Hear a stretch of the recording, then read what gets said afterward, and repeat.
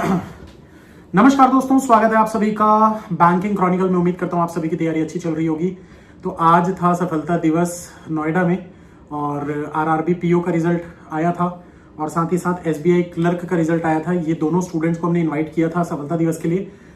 अभी काफी लोग सोच रहे होंगे सर हम तो आईबीपीएस क्लर्क में हुए, हमको कॉल नहीं आया है। टेंशन मत लो, आरआरबी क्लर्क का जैसे ही रिजल्ट आएगा तो आईबीपीएस क्लर्क और आरआरबी क्लर्क का दोनों का मिलाकर फिर से सफलता दिवस होगा। तो टेंशन लेने की जरूरत नहीं है क्योंकि बच्चे बहुत ज्यादा हो गए थे आज भी, मतलब हालत खराब हो गई हमारी तो क्या ही बोले। तो दोस्तों ये दो स्टूडेंट्स हैं, सिलेक्टेड स्टूडेंट्स जो बातें करना चाह रहे थे और बस मैं भी चाह रहा था कि आप लोगों के साथ थोड़ी सी चीजें डिस्कस करें, इनसे भी पूछें कि कैसा लग रहा है सिलेक्शन के बाद। तो ये जर्नी को स्टार्ट करते हुए सबसे पहले आपका नाम बताइए। सर मेरा नाम कौशिक है एंड मैं आरआरबी पीओ में सिलेक्ट हुआ हूँ। आरआरबी पीओ में yes. कहाँ से? सर झांसी से आता हूँ मैं एंड यूपी ग्रामीण बैंक में लाया मुझे। यूपी ग्रामीण बैंक। आपको? सर मेरा नाम अंकित कुमार सिंह है और मुझे भी यूपी ग्रामीण बैंक मिला है और मैं नोएडा से आता हूँ। अच्छा, तो ये प्रिपरेशन जर्नी आप लोगों ने कब से स्टार्ट की थी? सर मेरा तो नवंबर था लास्ट 24 में। 24 नवंबर से, मतलब लगभग एक साल में ही हो गया। साल भर ही। हाँ सर। बहुत बढ़िया। सर मैंने जून से स्टार्ट किया 2025 में जून से। तुम्हारा तो 6 महीने में हो गया। मतलब देखो 6 महीने में सिलेक्शन होता है कि अभी जो कमेंट करेगा नहीं नीचे ये जवाब मिल गया है। अब दोबारा से कमेंट करके मत पूछना, ठीक है? ये वाले पोर्शन को मैं अलग से ऐसे पिन कर दूंगा, आप इसको देख लेना 6 महीने में होता है कि नहीं होता है। जून 2025 में इन्होंने सिलेक्शन के लिए ऐसा सोचा होगा 6 महीने होता है कि नहीं होता है, इनको भी नहीं पता होगा, लेकिन इनका हो गया।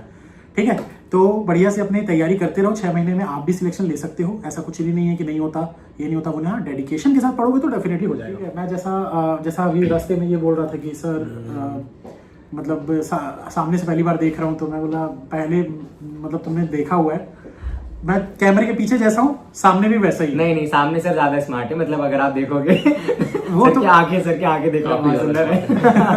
वो तो मैं हूँ। तो ये प्रिपरेशन की जर्नी में जब आपने शुरुआत किया था तो कैसे आपको मेरे बारे में पता चला और क्या क्या देखे और क्या क्या चीजें थी अपने हिसाब से? जैसे कार में बता रहे थे ना बिंदास, वैसे बताओ, प्रोफेशनल टाइप से नहीं। सर बढ़िया था। मतलब सबसे पहले प्रिपरेशन स्टार्ट की थी तो फाउंडेशन कंप्लीट करना था, तो मैं लोकल में चला गया था कोचिंग में अपनी।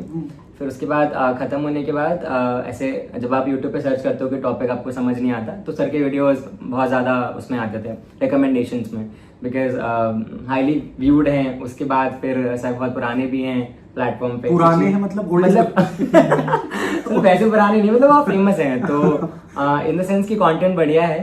तो सर से बहुत सारे टॉपिक्स पढ़े थे। फिर ये भी मेरे को बता रहा था, मतलब एक टाइम के बाद ऐसा हुआ था कि जब आप सिलेबस कंप्लीट करके खत्म हो जाते हो तो एग्जाम टाइम में आपको ज्यादा टाइम नहीं मिलता क्लासेस लेने का। आप मॉक लगाते हो, फिर सर की कोई वीडियो जैसे आती है तो आप वो देख सकते हो, बट उस टाइम पे मॉक ज्यादा चलते हैं। तो स्टार्टिंग वाली जर्नी में जैसे एक टॉपिक था आपका इनइक्वालिटीज वाला, तो वो दरवाजे बंद दरवाजे खुले हुए, तो मतलब आप जा सकते हैं। तो वो बहुत ही एंगेजिंग और एंटरटेनिंग था, तो वो चीज़ की। फिर सर की 1000 पजल की एक सीरीज है, मैं भी से बात करते आ रहा था तो मेरे को बता रहा था। तो मतलब ऐसा है कि आप जब सर के साथ बैठ के पढ़ते हो तो ऐसा नहीं लगता कि आपको बोरियत फील हो रही है, बस एंगेजिंग चलता है सब कुछ और पढ़ाई तो हो ही जाती है। थोड़ा मेरा गला खराब है दोस्तों पिछले 3-4 दिनों से, इसलिए मैं बीच में ऐसे खसर फसर करते रहूंगा, एडजस्ट कर लेना। माइक भी नहीं है मेरे पास तो हाँ। तो सिर्फ एक इनइक्वालिटी आपने बताया, इसके अलावा एक कोडिंग डिकोडिंग थी, वो चाइनीज वाली चाइनीज कोडिंग, वो ट्रिक यूज किए थे? नहीं सर इसने की थी मेरे को तो। सर कैसी थी वो ट्रिक? बहुत ज्यादा फास्ट थी। पहले मैं टेबल बनाता था।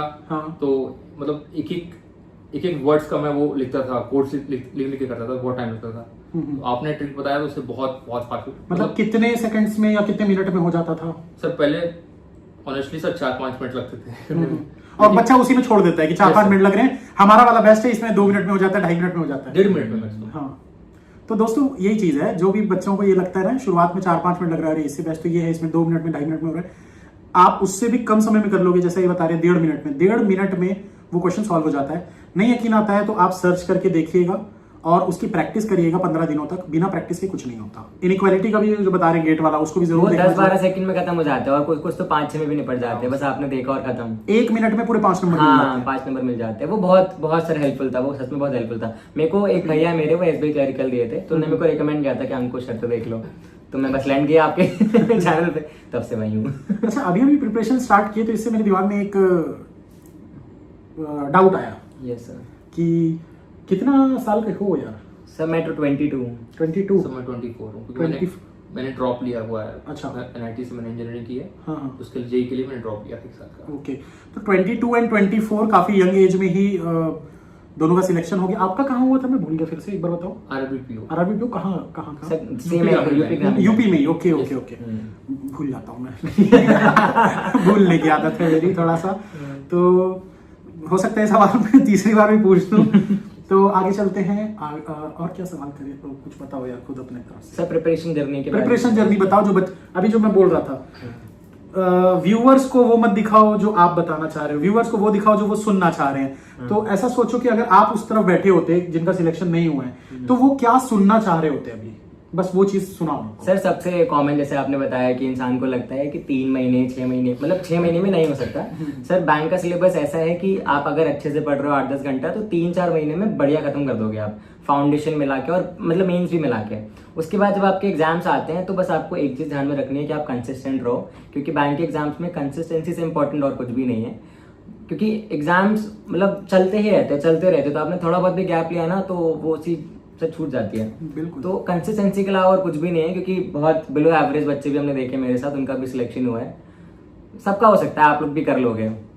बिल्कुल हो जाएगा यार। देखो मेरे को भी लगे थे ना 19 महीने में, बताया था मेरे को भी तैयारी करने में 19 महीने लगे थे, लेकिन मेरे बेसिक्स जो है वो 3-4 महीने में हो गए थे। तो 3-4 महीने में क्या होता है, कुछ बच्चे पूछते हैं सर 6 महीने में हो जाएगा क्या? हो जाएगा, पर एग्जाम आएगा, रिजल्ट आएगा तब तो होगा ना। तो मेन क्या होता है, 6 महीने में तैयारी आपकी पूरी अच्छे तरीके से हो जाती है, बट डिपेंड करता है ना फिर एग्जाम कब आ रही है, नोटिफिकेशन आप उसको दे रहे हो, प्रीलिम्स दे रहे हो, फिर मेंस दे रहे हो, फिर उसका इंटरव्यू दे रहे हो, फिर उसका रिजल्ट आ, वो सब प्रोसेस में ही आप 6 महीने निकल जाता है। लेकिन उस नोटिफिकेशन आने के पहले आपको एक बेसिक समय देना होता है अपने पूरे बेसिक्स को क्लियर करने का। कुछ लोग आधा अधूरा करते हैं और फिर छोड़ के भाग जाते हैं। हाँ, तो ऐसे में कैसे चलेगा फिर? और कुछ बताओ, प्रिपरेशन जर्नी में ऐसी क्या क्या मिथ्स थे जो आपको लगता है कि आप मतलब इनको बच्चों को बताना चाहते हो कि यार ये सब चीजें जो है ना ये मिथ है, जैसे ये 6 महीने में नहीं हो सकता, क्या हो सकता है? तो ऐसा और कोई मिथ है कि जो दूसरे डराते थे? सर मेरा, क्योंकि मैंने स्टार्ट किया था तो काफी लोग ने और भी स्टार्ट किया था, तो उन लोगों ने कहा कि कम से कम 1 से 1.5 साल तो कम से कम लगेगा ही। तो मैं डरा हुआ था, मैं 1.5 साल लेके चल रहा था कि 1.5 साल में मुझे कंप्लीट करना है, लेकिन सफलता बहुत जल्दी मिल गई। ये डरा हुआ तो अभी भी लग रहा है, ये देख के बातें नहीं कर रहा है ऐसे, तो ऐसे देख के बातें करो। मैं भी ऐसा नहीं करता था। ये वाली स्टोरी जो है, वैसे बंदे इंटरव्यू निकाल के बैठे और अभी देख नहीं पा रहा, आई कांटेक्ट इज मतलब मस्ट है। ये वाली स्टोरी मैं बता चुका हूँ पहले, बहुत सारे बच्चों को पता होगा कि मैं फर्स्ट टाइम जब अपनी जो मेरी वाइफ है, बुला लेता हूँ उनको, मैम आई है, वो वेट कर रही है मेरे को भी बुलाओ, मेरे को भी ये तो गलत हो रहा है। फ्रेम से बस बाहर मत जाना। नहीं हाँ, आ जाओ पास में। तो जब मैं फर्स्ट टाइम, मतलब मैं हमेशा क्रेडिट देता हूँ ना, इसको क्रेडिट देने के पीछे का रीजन ही ये है, अभी पूरे रास्ते इसको इतना मोटिवेट करते हुए आई है कि नहीं बोलना है। और क्या होता है कि जब मैं था, मैं ऐसा ही था, सेम ऐसा, कब 2016-17 के आसपास मैं फर्स्ट टाइम मिलने गया था। तो जैसे ये अभी ऐसे करके बात कर रहा ना, मैं ऐसे ही बात कर रहा था, ऐसे ऐसे। तो इसने मुझे एक लाइन बोली थी, मेरा मुंह इधर है, इधर मकड़ी के जाले देख रहा है क्या? तो उस समय हम फ्रेंड्स थे, ऐसे ही बस मैं फर्स्ट टाइम ही मिलने के लिए गया था, उससे पहले कॉल पे बात हुई थी, तो थोड़ा सा बुरा भी लगा यार, बेइज्जती कर दी है तो फर्स्ट मीटिंग करके। तो वहां से फिर धीरे धीरे इसने मेरा कॉन्फिडेंस बिल्ड करना चालू किया, जो कि बहुत जरूरी है। इसलिए अब तो यार ऑफिसर बनने वाले हो, कोई आएगा पूछेगा इंटरेस्ट रेट क्या है, वो 6.7 तक कर देंगे सर, ज्यादा ही बढ़ा के देंगे आपको। तो ये नहीं चलेगा, आपको एकदम आई कांटेक्ट करके बात करना पड़ेगा। इसलिए कॉन्फिडेंस अभी से लेकर आओ, ये आपका पहला वो है, क्या बोल सकते हैं, पहला स्टेप है। यहाँ से चढ़ रहे हो, फिर दूसरा स्टेप, फिर तीसरा स्टेप, ऐसे आगे बढ़ते जाओ बस लाइफ में। यहाँ पे मैं कुछ कहना चाहूंगी, मजाक अपनी जगह है, लेकिन वाकई जब आपके लिए ना किन्हीं बच्चों के लिए, जैसे कि उनमें से ये बच्चे हैं जिनके लिए बात करना बाएं हाथ का खेल है, लेकिन बहुत बच्चे हमारे अंकित की तरह भी हैं जो बात करने में तकलीफ जनक महसूस करते हैं, लेकिन रिटर्न उनका स्ट्रांग है। आपका रिटर्न अच्छा था अंकित, राइट? इन्होंने बहुत अच्छा स्कोर किया है, लेकिन इन्होंने खुद ही मुझसे शेयर किया कि मैम मुझे बोलने में तकलीफ महसूस होता है, मतलब मैं चाह के भी नहीं कर पाता हूँ। तो इनसे मैंने जितनी देर भी बात किया, आज ये मेरे कहने पे ही, मतलब ये बैक एंड में रहना चाहते थे, लेकिन मैंने कहा इस वजह से आज ये है, इसके लिए काबिल तारीफ। तो आप जैसे भी बहुत बच्चे होंगे अंकित जैसे, तो मैं आपसे कहूंगी कि कोशिश करने से मत घबराओ, क्योंकि कोशिश करने से क्या होगा, ज्यादा से ज्यादा गलतियां होंगी और वो गलतियों को हमेशा सुधारा जा सकता है। लेकिन अगर आप चाहते हो और मन में आपने सोचा कि नहीं मुझे अपना कम्युनिकेशन स्किल्स इंप्रूव करना है, मुझे अपनी पर्सनालिटी इंप्रूव करनी है, लेकिन सोच में ही रह जाएगी वो सोच, क्योंकि सोच के उसको करना पड़ता है, एक्शन लेना पड़ता है। और जब तक आप एक्शन नहीं लोगे ना, जैसे अंकित ने एक्शन लिया, आज वो कह रहे हैं, यही बड़ी बात है। और मुझे उम्मीद है कि आज के बाद ये अपने आप को इम्प्रूव ही करेंगे। तो एक क्वेश्चन कि इंटरव्यू में कम्युनिकेशन स्किल्स कितना इंपॉर्टेंस रखता है, बताइए, आप बताइए। कम्युनिकेशन स्किल्स ही मैटर करता है, बहुत ज्यादा मैटर करता है, क्योंकि आप 5 लोग के सामने होते हैं, आप अपने आप को कैसे प्रेजेंट कर रहे हैं, वो उस टाइम डिसाइड करता है कि आपको कितने मार्क्स मिलेंगे। आप पीडीएफ के अंदर होंगे कि बाहर होंगे, उसी टाइम पीडीएफ के अंदर है। तो आपने उस चीज को कैसे मैनेज किया, क्योंकि आप तो बहुत डरे हुए हो, है ना? तो आपने उस समय, आपको डर नहीं लगा कि 5 पैनल मेंबर नए चेहरे मुझे ही घूर रहे होंगे, मेरी आत्मा तक झांक चुके होंगे? अंकुश सर नहीं थे बैठे थे तो ये डर आपको महसूस नहीं हुआ तब? मैम जब मैं गया तो मैं डरा हुआ था, लेकिन वो लोग काफी मतलब फ्रैंकली बात कर रहे थे। उन लोगों ने मतलब डर खत्म कर दिया था अंदर से, एज अ फ्रेंड बात कर रहे थे, लेकिन डर की इंटरव्यूअर बात कर रहे हैं। तो यही रीजन है कि आप शायद यहाँ बैठे हो। भाई मोमो खाओगे क्या? कैसे करते रहे यार, मतलब मेरे से फ्रेंडली बात, मैं नहीं फ्रेंडली बात करता, मैं तो दोस्तों को बोलता हूँ। यस सर, कुछ टाइम बाद निकल जाएगा। नहीं मोमो खाने चले गए इसके बाद। नहीं, तो ये तो बात रही कि भाई पैनल मेंबर फ्रेंडली थे, इस वजह से, मतलब आप मानते हो कि पैनल मेंबर अगर फ्रेंडली नहीं होते तो शायद आप कह ही नहीं पाते और आपका सिलेक्शन नहीं होता। Yes. तो देखो बच्चों, 2 टाइप के पैनल होते हैं, या तो वो फ्रेंडली होंगे या तो वो स्ट्रिक्ट होंगे। दोनों ही केस में वो आपको जज कर रहे होते हैं, आपका प्रेजेंटेशन स्किल्स देख रहे होते हैं, आपका कॉन्फिडेंस, आपका कम्युनिकेशन और आपका आई कॉन्टैक्ट देख रहे होते हैं। पैनल फ्रेंडली है तो वो आपको ऑफकोर्स मोटिवेट करेंगे, लेकिन अगर पैनल स्ट्रिक्ट है तो वो आपके ऊपर प्रेशर डालेंगे, इतना प्रेशर डालेंगे कि आपकी आत्मा कांप जाएगी और आपको आते हुए भी आप नहीं बता पाओगे। तो अपने ऊपर काम करना स्टार्ट करो, गलती करने से मत घबराओ, क्योंकि करने वालों की हार नहीं होती। भले आपको थोड़ा टाइम ज्यादा लग सकता है, लेकिन सक्सेस आपको जरूर मिलेगी। तो आपसे पूछते हैं कि आपका इंटरव्यू में आपको क्या लगता है, प्लस पॉइंट क्या रहा? मैम मैं बहुत एक्सट्रोवर्ट पर्सनालिटी हूँ, तो इनके लिए बाएं हाथ का खेल है। हाँ, तो कौशिक है ना? हाँ, कौशिक। हाँ। जैसे कि मैम ने मुझे कारण बताया था कि मेरे एक भैया थे, मतलब हम लोगों ने साथ में इंटरव्यू दिया था, तो उनका पैनल दूसरा था, मतलब पैनल 5, 6, 4 ऐसे होते हैं। तो उनका इंटरव्यू यूनिडायरेक्शनल चला था, मतलब एक ही टॉपिक पे पूरा इंटरव्यू खत्म हो गया। तो वहां पे मैम ने एक चीज बताई कि वो आपका यही देखना चाह रहे थे कि आप उस सिचुएशन में पैनिक तो नहीं कर रहे, क्योंकि बहुत सारे कस्टमर्स बैंक में ऐसे आते हैं जो ऐसी सिचुएशन क्रिएट कर देते हैं कि आपको बहुत अंडर कॉन्फिडेंट है, ऐसा लगता है कि यार अब प्रेशर हो नहीं रहा, बेयर नहीं हो रहा, तो वो वही देखना चाह रहे थे। तो मैम कह रही थी कि कॉन्फिडेंस ही देखना चाहते हैं इंटरव्यू में, वो एक इंपॉर्टेंट चीज होती है। उसके अलावा नॉलेज भी रहती है, बट हाँ confidence is the most important factor जो डिसाइड करेगा आप अंदर या बाहर हो। तो कॉन्फिडेंस इसलिए भी जरूरी है ना, नॉलेज तो आपके पास है तभी आप मेंस क्लियर किए हो। भाई बिना मेंस क्लियर करने के लिए भी आपके पास दिमाग होना चाहिए, तभी आप मेंस क्लियर कर पाओगे। इतना सब कुछ पढ़ के आप आए हो ग्रेजुएशन करके, मतलब नॉलेजेबल पर्सन तो आप हो।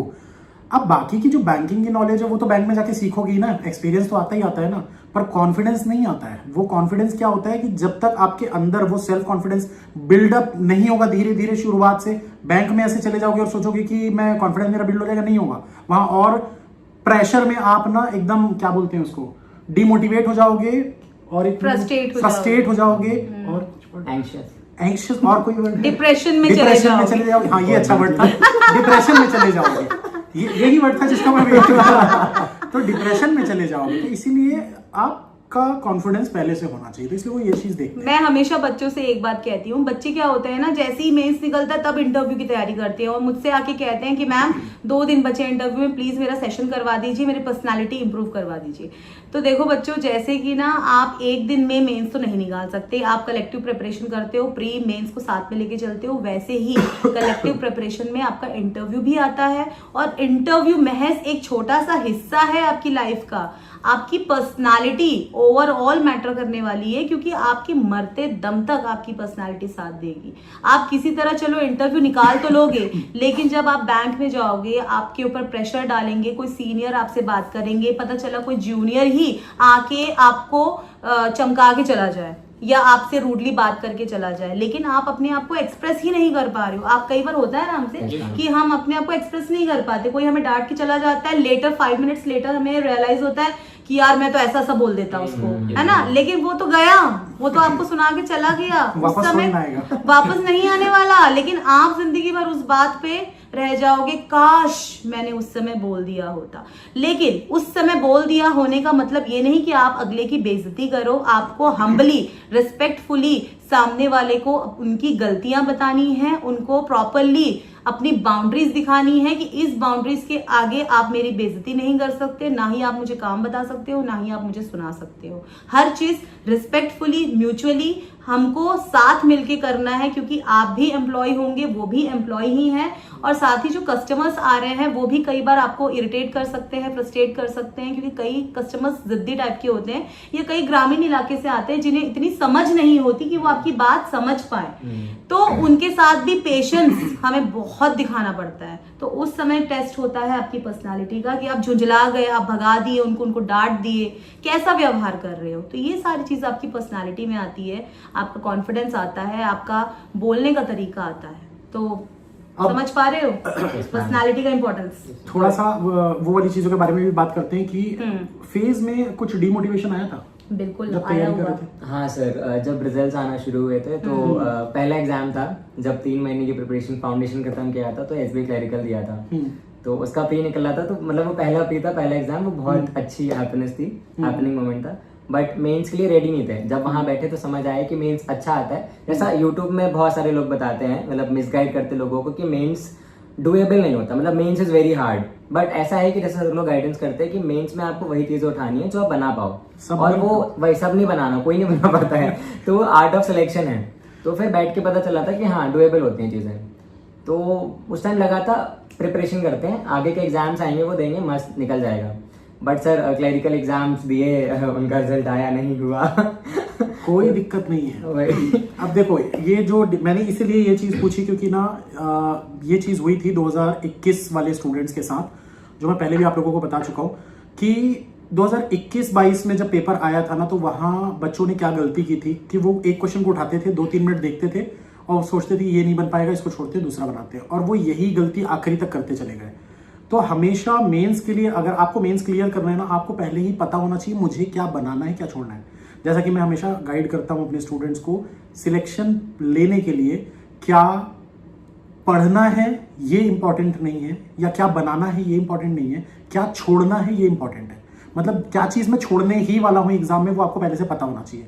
वरना आप उस छोड़ने वाले क्वेश्चन को 10 मिनट दोगे और उसके बाद छोड़ोगे, समय भी गया, मार्क्स भी गए, क्या फायदा। तो इसीलिए प्रिपरेशन जो है, उस पूरी जर्नी में आपको ये चीज को अच्छे से पहचानना पड़ेगा, आप क्या बना सकते हो क्या नहीं बना सकते हो। तो जो लोग बोलते हैं ना हार्ड वाले क्वेश्चन जब मैं लेकर आता हूँ, बोलते हैं अरे सर ये तो एग्जाम में नहीं बनाना है, इसलिए तो लेकर आता हूँ ताकि आपको पता चले कि ये नहीं बनाना है एग्जाम में। जब तक आप घर में बनाओगे नहीं, पता कैसे चलेगा कि एग्जाम में नहीं बनाना है। तो बनाना तो पड़ेगा ना, पहले बना के देखोगे तब तो पता चलेगा। इसीलिए हार्ड क्वेश्चन बनाओ, तब आपको पता चलेगा कि हाँ ये क्वेश्चन हार्ड था। बिना बनाए सिर्फ देख के क्वेश्चन हार्ड नहीं होता। बहुत सारे क्वेश्चन आप लोगों ने देखे होंगे, बहुत सारे बड़े बड़े क्वेश्चन होते हैं जो एकदम इजीली एक पॉसिबिलिटी में सॉल्व हो जाते हैं। तो वो सब चीजें आपको सोचनी पड़ेंगी अपनी प्रिपरेशन के लिए। अच्छा, अंकुश सर की तरफ से मैं एक क्वेश्चन पूछती हूँ। अभी ना बीच में ना क्रिटिकल रीजनिंग का बड़ा हल्ला हो रहा था कि नहीं अब पजल्स का वेटेज कम होने वाला है, क्रिटिकल रीजनिंग करना है। ये सवाल को मैं चाहूंगा कम करना, क्योंकि मैं भी बच्चों को ये बोलता हूँ नहीं पढ़ लो, क्योंकि फिर कोई बच्चा आके अगर ये बोलेगा ना सर लेकिन मेरे से पजल अगर नहीं बनता है, इसीलिए मैं बोल रहा हूँ ये चीज। क्योंकि हाँ, तो मेरा क्वेश्चन तो पूरा होने मैं पूछूंगा भी, मैं आंसर भी दूंगा। देखो बेस्ट चीज बता रहा हूँ दोस्तों, मैं क्रिटिकल रीजनिंग पहले क्या बोलता था, छोड़ दो, क्योंकि मैं ये सोच के चलता था कि हर बच्चे को पजल सिखा दो, बच्चा पजल बना ले। लेकिन कुछ बच्चे ऐसे होते हैं 10-20%, मतलब हम बोलते हैं ना हर किसी का दिमाग एक जैसा नहीं होता। कुछ बच्चे ऐसे होते हैं, जैसे आज मुझे सफलता दिवस में इतने सारे बच्चे मिले जिन्होंने ये कहा कि हमने सर मिसलेनियस छुआ तक नहीं, हमने सिर्फ पजल ही पजल बनाए। तो ऐसे बहुत बच्चे मुझे मिले आज। तो बात वही होती है, कुछ बच्चे हमने सारे पजल छोड़ दिए, हमने सिर्फ क्रिटिकल और मिसलेनियस बनाया। तो इसीलिए आपको मैंने अभी जस्ट क्या बोला थोड़ी देर पहले, क्या बनाना है इससे ज्यादा इंपॉर्टेंट है क्या छोड़ना है। अगर आपसे पजल बिल्कुल नहीं बनती, पहले तो मैं ये बोलूंगा कि भैया मेरे ऊपर भरोसा करते हो तो पजल जरूर बनेगी, गारंटी है मेरी, ठीक है। लेकिन आपको 2-4 महीना भरोसा करना पड़ेगा, पेशेंस रखना पड़ेगा, तभी पजल आपका बढ़िया होगा। लेकिन अगर पजल आपसे नहीं बनती है ना, फिर भी आप पजल में फंस रहे हो, तो फिर आप मिसलेनियस और क्रिटिकल पकड़ लो, क्योंकि दोनों का वेटेज 50-50 है, पजल का 50 और वो दोनों मिलाकर 50, दोनों मिलाकर 50, ठीक है। आप सिर्फ सोचोगे कि क्रिटिकल बस कर ले, मिसलेनियस थोड़े बहुत कर ले, तो बहुत कम नंबर हो जाएंगे। एटलीस्ट 50% का तो टारगेट करके चलोगी किसी भी एग्जाम में। तो इसलिए दोनों में से किसी एक चीज को आप चूज कर सकते हो, या तो पूरा पजल पकड़ लो, या पजल के साथ मिसलेनियस पकड़ लो तो और अच्छा है, ज्यादा नंबर मिलेंगे, या फिर पजल के साथ क्रिटिकल पकड़ लो, अच्छा नंबर मिल जाएंगे, या फिर क्रिटिकल के साथ मिसलेनियस पकड़ लो, या फिर क्रिटिकल के साथ पजल पकड़ लो। मतलब आपको कॉम्बिनेशन बनाना पड़ेगा अपने हिसाब से, बहुत ज्यादा कॉम्प्लिकेट नहीं करूंगा, पर नहीं हो रहा हूं। सर को थोड़ा सा यहाँ पे मैं टोकना चाहूंगी। अब सर ने क्या जो गलती की है ना, वही अक्सर बच्चे इंटरव्यू में करते हैं। अब क्योंकि मैं इंटरव्यू की टीचर हूँ, तो मैं इंटरव्यू एस्पेक्ट से बहुत देखती हूँ कि मैं क्वेश्चन कर रही थी और सर ने मेरा क्वेश्चन पूरा नहीं सुना, और सर ने बिल्कुल जजमेंट पे आ गए कि मैडम शायद यही ही पूछने वाली है कि पजल्स की तारीफ करो, जबकि मेरा क्वेश्चन ये था कि आजकल बहुत हल्ला हो रहा था क्रिटिकल रीजनिंग के बारे में, तो आपका क्या ओपिनियन है? आपने क्रिटिकल रीजनिंग को कितनी इंपॉर्टेंस दी, पजल्स को कितनी इंपॉर्टेंस दी, और कितना आपने स्कोर किया? मेरा क्वेश्चन ये था, मतलब स्कोर इन द सेंस अपने, आप इस पॉइंट को काट देंगे, स्कोर अगर अच्छा खासा चल रहा तो काट भी पूछना, एडिटिंग कौन करेगा, जाएगा ये ऐसे ही जाएगा। इसीलिए नहीं स्कोर की बात नहीं है, मेरा स्कोर ये इसलिए कहना नहीं है पूछना था। इनका रीजनिंग में बहुत अच्छा स्कोर नहीं आया है, तो क्या हो गया? तो भाई क्लियर तो कर लिए ना, पेपर क्लियर हो गया। ये भी एक कहने वाली बात है कि बच्चे अक्सर सोचते हैं कि रीजनिंग हलवा है, भले ही अंकुश सर का जलवा है, लेकिन जब परफॉर्म करने का बारी आया तो नहीं परफॉर्म कर पाए, क्योंकि कहीं ना कहीं ओवर कॉन्फिडेंट थे, राइट? दोनों ही। अब सच पोल खुल ही गई है तो दोनों खोल दो। अब नंबर बताइए। गाइस सिचुएशन बहुत मैटर करती है टाइम पे। भले आपकी स्ट्रेंथ हो, भले आपकी स्ट्रेंथ हो, बस ये मेरे को 10 बार बोलो सर प्लीज स्कोर बस मत पूछना, सर बस स्कोर मत पूछना, इसलिए मैं नहीं मतलब ऐसा नहीं है कि हमेशा होता हो। रीजनिंग में बहुत अच्छे मार्क्स आए, प्री में हमेशा, आरआरबी में 38.5 है, फिर एक बार क्लरिकल का कोई प्री था उसमें 35 में 34 समथिंग अच्छा है, बट हमेशा सिचुएशन साथ में देती। मत दो इतना एक्सप्लेनेशन भाई। मैं बताऊं क्यों? मैं पहले ही सब बच्चों को बता के रखा हूं कि रीजनिंग जब हार्ड आता है ना तो तोते उड़ जाते हैं, इसलिए मैं बोल रहा हूँ कितने नंबर आए एक बार मार्क्स अपने बता दो। कोई बात नहीं, बता दो, कोई बात नहीं, आरआरबी पीओ बनेगा। कट ऑफ क्लियर हुआ था आपका सर? कट ऑफ से 4 नंबर। कट ऑफ कितना था सर? मेरा जनरल का तो 11 था। 11 ठीक है, 11 से 4 नंबर ज्यादा, मतलब आप मान के चलो 15 है ना, 11 मान के चल रहे हैं इनका। तो अब 11 के हिसाब से अगर मैं आपको बोलूं तो बहुत सारे बच्चे जो पहले मेरी क्लासेस देखे होंगे जिसमें मैं कहता था कि बेटा 10-15 नंबर लाने वाले भी सिलेक्शन लेते हैं, ये देख लो आपके सामने। ये है वो एग्जाम्पल, वाह। जो बातें भले ही पोल खुली सो खुली, लेकिन प्राउड मोमेंट क्रिएट हुआ। जो बातें मैं अपनी क्लास में बताता हूँ, झूठ नहीं बोलता कभी, ये बात मेरी याद रखना, क्योंकि मैं खुद आरआरबी पीओ बना हूँ, जॉब किया हूँ, इनको पूरे रास्ते बता भी रहा था मैं अपने बारे में कि ऐसी ऐसी सिचुएशन आती है। फिर पूछ रहा था सर कैसी कैसी आती है, मैं बोला मैं बाद में बताऊंगा कैसी कैसी आती है। तो देखो सिचुएशन ऐसी भी आती है। तो बच्चों अगर आप ओवर कॉन्फिडेंट हो किसी भी सब्जेक्ट को लेके तो ओवर कॉन्फिडेंस नहीं रखना है, क्योंकि सिचुएशन आपको मजा चखा देता है, क्योंकि जब एक्चुअल परफॉर्म करने का टाइम आता है तो आप मानते हो नहीं हो पाता है, चाहे आपका कितना ही स्ट्रॉन्ग सब्जेक्ट क्यों ना हो। वापस अंकुश सर के ऊपर आते हैं। तो सर आपने जो मेरा क्वेश्चन काटा, बच्चे इंटरव्यू में भी यही गलती करते हैं कि पूरा क्वेश्चन नहीं सुनते हैं और आंसर पहले करने लग जाते हैं। इससे क्या होता है, आपने दिखाया that you are not a good listener, आपने पैनल को रिस्पेक्ट नहीं किया, साथ ही आपने क्वेश्चन नहीं सुना, इस वजह से आपने गलत आंसर कर दिया और आपके मार्क्स कहीं ना कहीं कम हो जाते हैं। यही क्वेश्चन अगर आप पूरा सुनते सर तो आप समझ पाते कि मैं किसी भी टॉपिक को नीचे नहीं बोल रही हूं, मैं सिर्फ कंपैरिजन करने बोल रही थी कि आपका स्ट्रॉन्ग पॉइंट क्या रहा और आपने किस तरीके से प्रिपरेशन की। तो क्रिटिकल को आप कितना वेटेज दिए, आप दोनों ने कितना वेटेज दिया? कितने क्वेश्चन बनाए थे बेसिक? वही बेसिक बता। सर मैं जनरली 5 क्वेश्चन अगर क्रिटिकल रीजनिंग के होते हैं तो 3 मेरे सही होते हैं, तो मैं अटेम्प्ट करता हूँ। मेरे भी सर 10 में से 6 से 7 तो ये लोग इसमें इस एग्जाम में पीओ में तो कम आया था, पीओ में शायद क्रिटिकल आई थिंक। हाँ सर, मतलब ना के बराबर था। IBPS में बनाया था सर मैंने। अच्छा। उसमें अच्छे मार्क्स थे, इसमें? 26-28 मार्क्स थे क्लर्क वाले में अटेम्प्ट कितने, मतलब क्रिटिकल के कितने क्वेश्चन, 3 4 5 कितने बनाए थे वो पूछ रहा हूँ मैं। सर। इस PO में मैं वही बोल रहा हूँ, कम आए थे शायद। अच्छा, RRB हाँ, PO में कम आए थे। RRB बहुत कम आए थे, हाँ, ना के बराबर। तो सिचुएशन ऐसा भी है कि अगर आप टोटली क्रिटिकल पे रहते हो तो भाई ऐसा भी सिचुएशन हाँ, आएगा कि क्वेश्चन ही कम आए तो आप कैसे ही स्कोर करोगे। तो दोनों चीजों का बैलेंस करके चलना और है। वैसे भी मैं पढ़ा रहा हूँ ना नए रीजनिंग मास्टर कोर्स में। बिल्कुल सर, तो कवर कर ही रहे हैं, लेकिन अभी start नहीं इंटरव्यू हुआ। का शुरू से अभी स्टार्ट नहीं हुआ लेकिन मैम की लाइफ हमें नहीं, ये मेरे को ऐसा लग रहा है, ये मेरे को ऐसा लग रहा है कि अरे भाई मैंने उस समय बी अ गुड लिसनर, ठीक है, अच्छी बात है, मैं तो भाई वाइफ सोच के मैं काट दिया बीच में, लेकिन वो भी गलत है, वाइफ पैसे बीच में काटना नहीं चाहिए।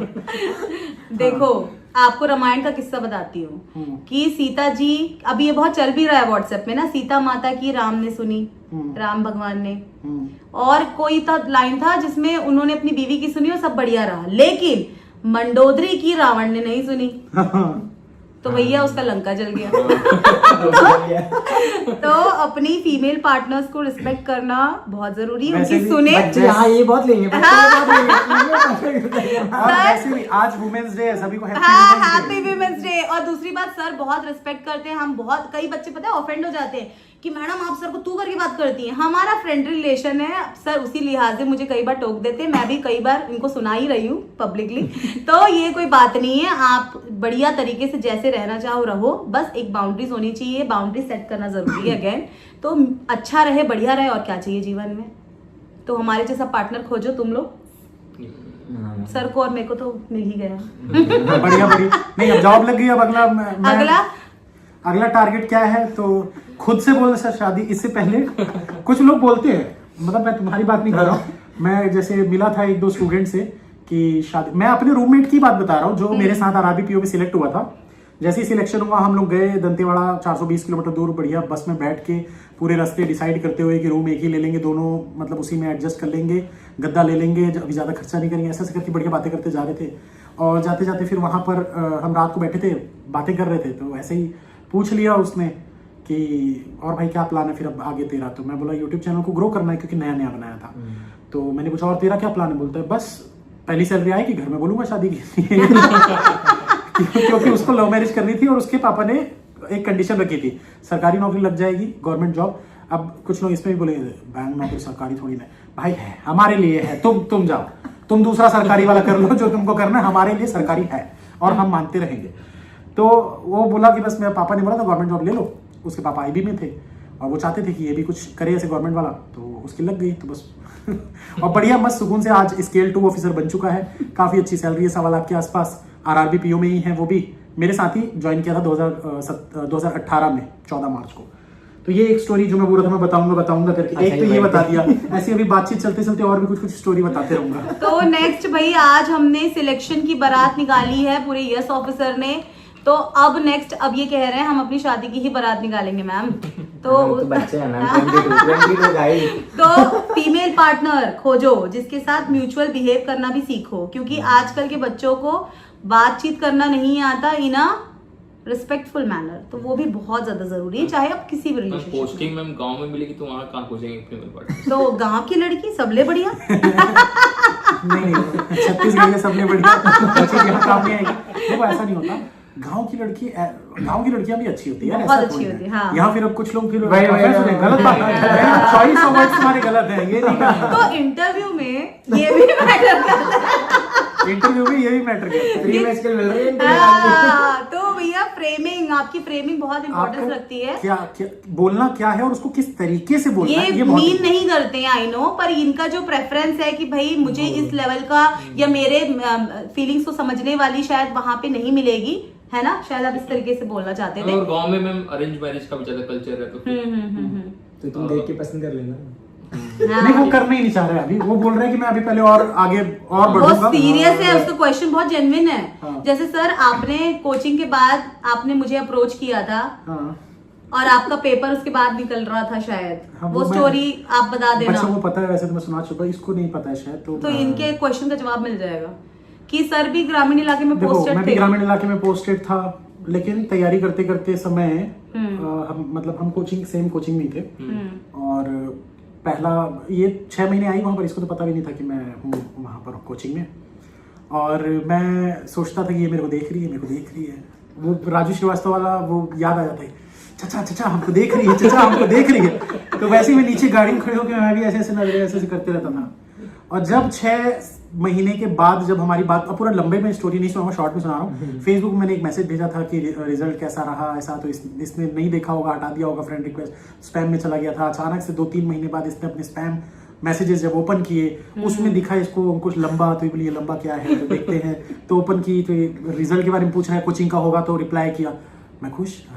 बच्चों स्पेलिंग, सर के नाम की स्पेलिंग LAMBA, कोई भी नॉर्मल पर्सन लंबा ही पढ़ेगा। तो मेरे को उस समय नहीं पता था कि लांबा सरनेम भी होता है। मुझे लगा ये लंबा क्या है, हटाओ इसको। तो बस इस तरीके से हमारी बातचीत चालू हुई तो बस फिर बातचीत बढ़ गई आगे।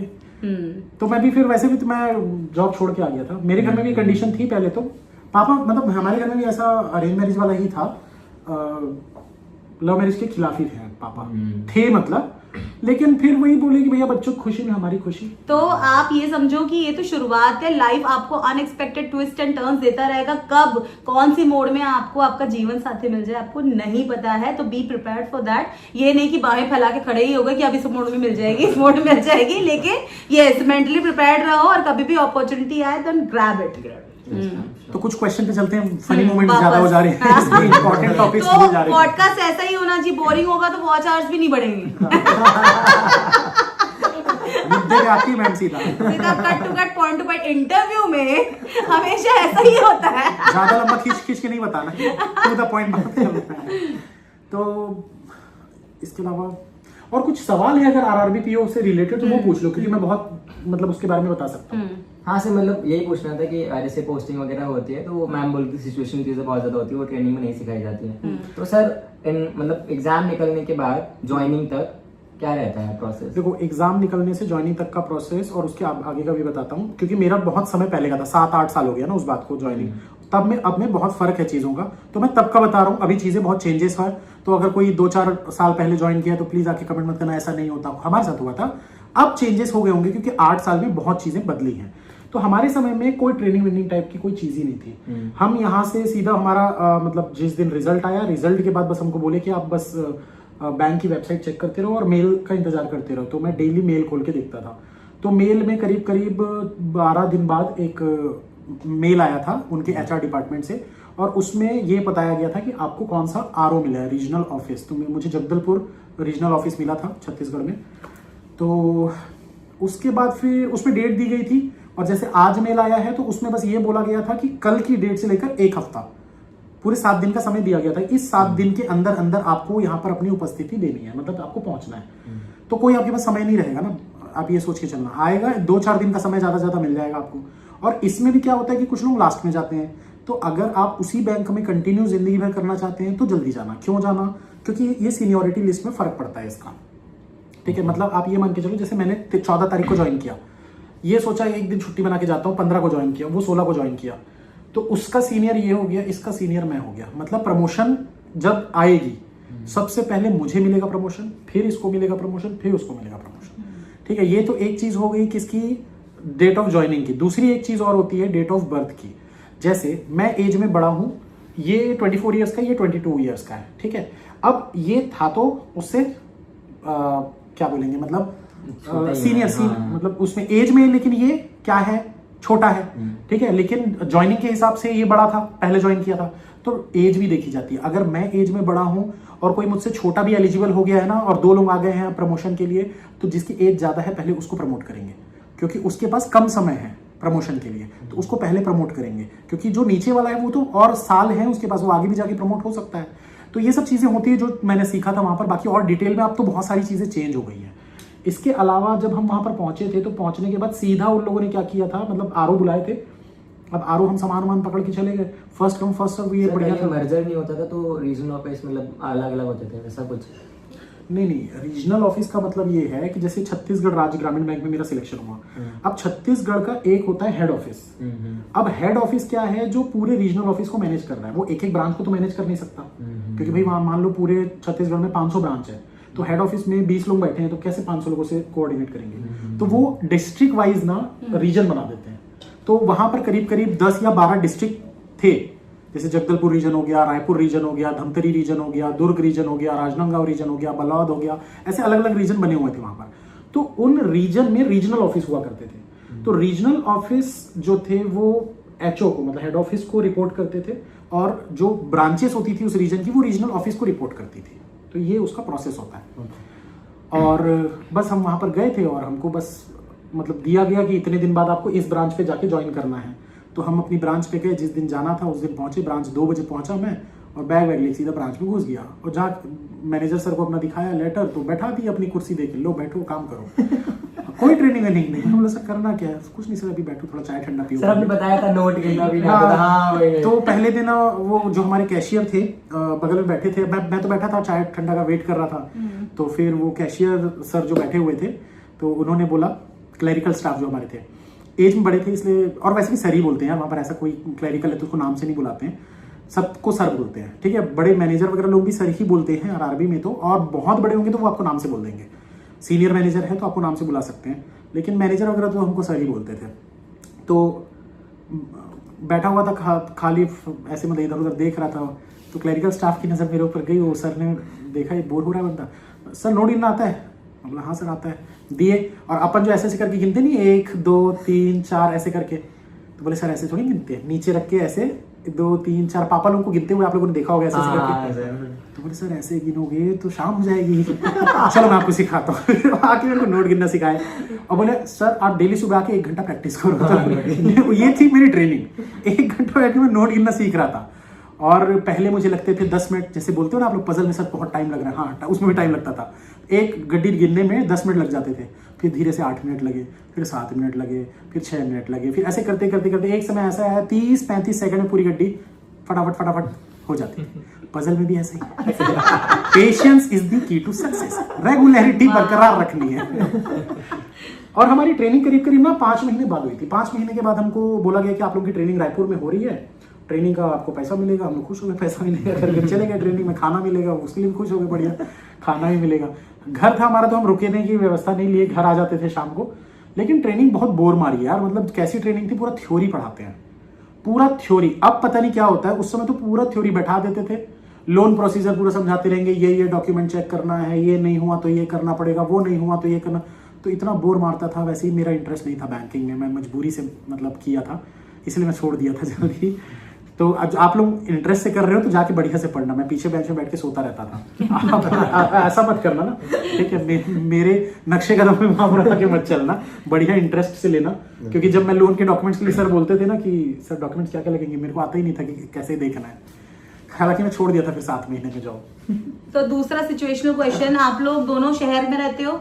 हाँ जी मैम। है ना, तो दोनों शहर में रहते हैं। तो सर आप बताइए, आप भी शहर के लड़के हुआ करते थे, मतलब अभी भी हो, लेकिन उस समय फिर ग्रामीण इलाके में पोस्टिंग, आपका माइंडसेट कैसा रहा? अक्सर बच्चे माइंडसेट में परेशान हो जाते हैं, क्योंकि जब हम सिटी में रहते हैं वहां आपकी फैसिलिटीज अलग लेवल की होती है। आप दोनों भी अब ग्रामीण इलाके में पोस्टेड हो सकते हो, आगे कहाँ होती हो तो डिपेंड करता है। तो इनको कैसा माइंडसेट रखना चाहिए, और आने वाले अपने व्यूअर्स जो सिलेक्शन ले रहे हैं, ले लिए हैं, उनको क्या कहोगे आप?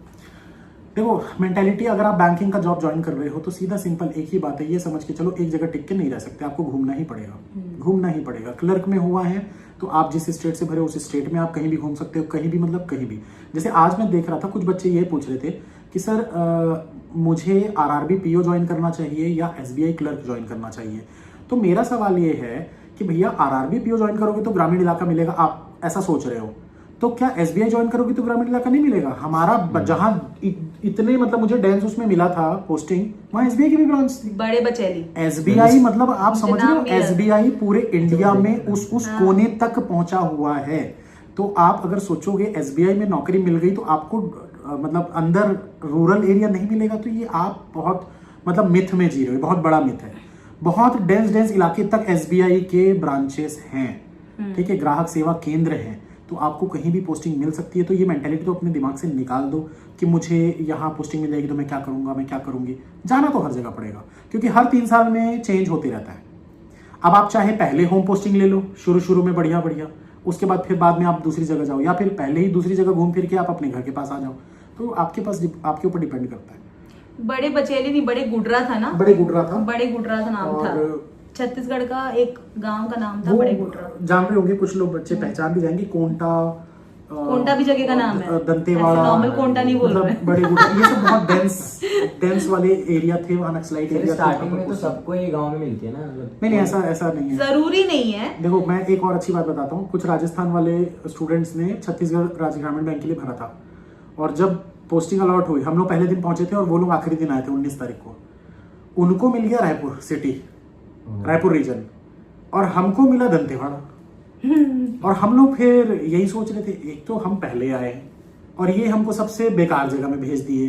तो हमारी मेंटालिटी पता क्या अंदर क्या चल रहा था, हम ये सोच रहे थे कि कहीं ऐसा तो नहीं है कि जो पहले आया है मतलब ये बहुत ज्यादा क्यूरियस है ज्वाइन करने के लिए, इसको भेज दो ऐसी जगह पे भी जाके ये काम कर लेगा।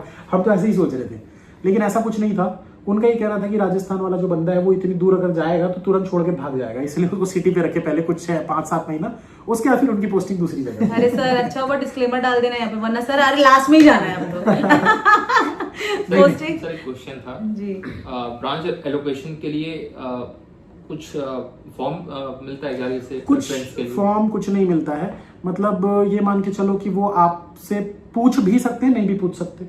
तो हमसे तो ऐसा कुछ पूछा नहीं गया था, बस हमको ये बताया गया था, मतलब जो हमारे रीजनल मैनेजर थे वो हमको बुलाए सबको, और बुलाकर बोले बताओ भाई क्या तुम्हारा वो है, कहाँ चाह रहे हो जाना, ये वो जगह बताओ। तो हमने बस ये बोल दिया था कि सर मेरा और मेरे फ्रेंड का, हम दोनों को आसपास की जगह दे दीजिएगा, हम लोग साथ में रह लेंगे वहाँ। तो बस उन्होंने हमको आसपास की 30 किलोमीटर के रेडियस में दे दिया था, हम दोनों साथ में रहते थे। एक मतलब 2 BHK ले लिए थे, तो वो क्या फिर कॉस्ट कटिंग भी हो जाती है दोनों साथ में रह लें तो इसलिए वैसा टाइप का था कि आप लोग आपस में फिर कर लो। जैसे 2 गर्ल्स हैं अगर कहीं बाहर से आई हैं तो वो बता सकती हैं कि हाँ सर हम दोनों को ये एरिया के आसपास दे दो, आप दोनों साथ में रह सकते हो, तो अकेले भी नहीं होगे अगर घर से आप दूर आए हो तो ये सब चीज़ें हैं। अच्छा एक क्वेश्चन मैं आपसे कहना चाहूंगी, आजकल इंस्टाग्राम में बड़ा फेमस चल रहा है और आजकल ना बहुत ट्रेंड में भी चल रहा है कि बैंक का जॉब में तो बड़ा प्रेशर है, तुम इतनी मेहनत करते हो फालतू में, देखना कल को छोड़ ही दोगे। तो आपने क्या सोच के तैयारी चालू की और आप कितने मेंटली प्रिपेयर्ड हो इतना प्रेशर को हैंडल करने के लिए?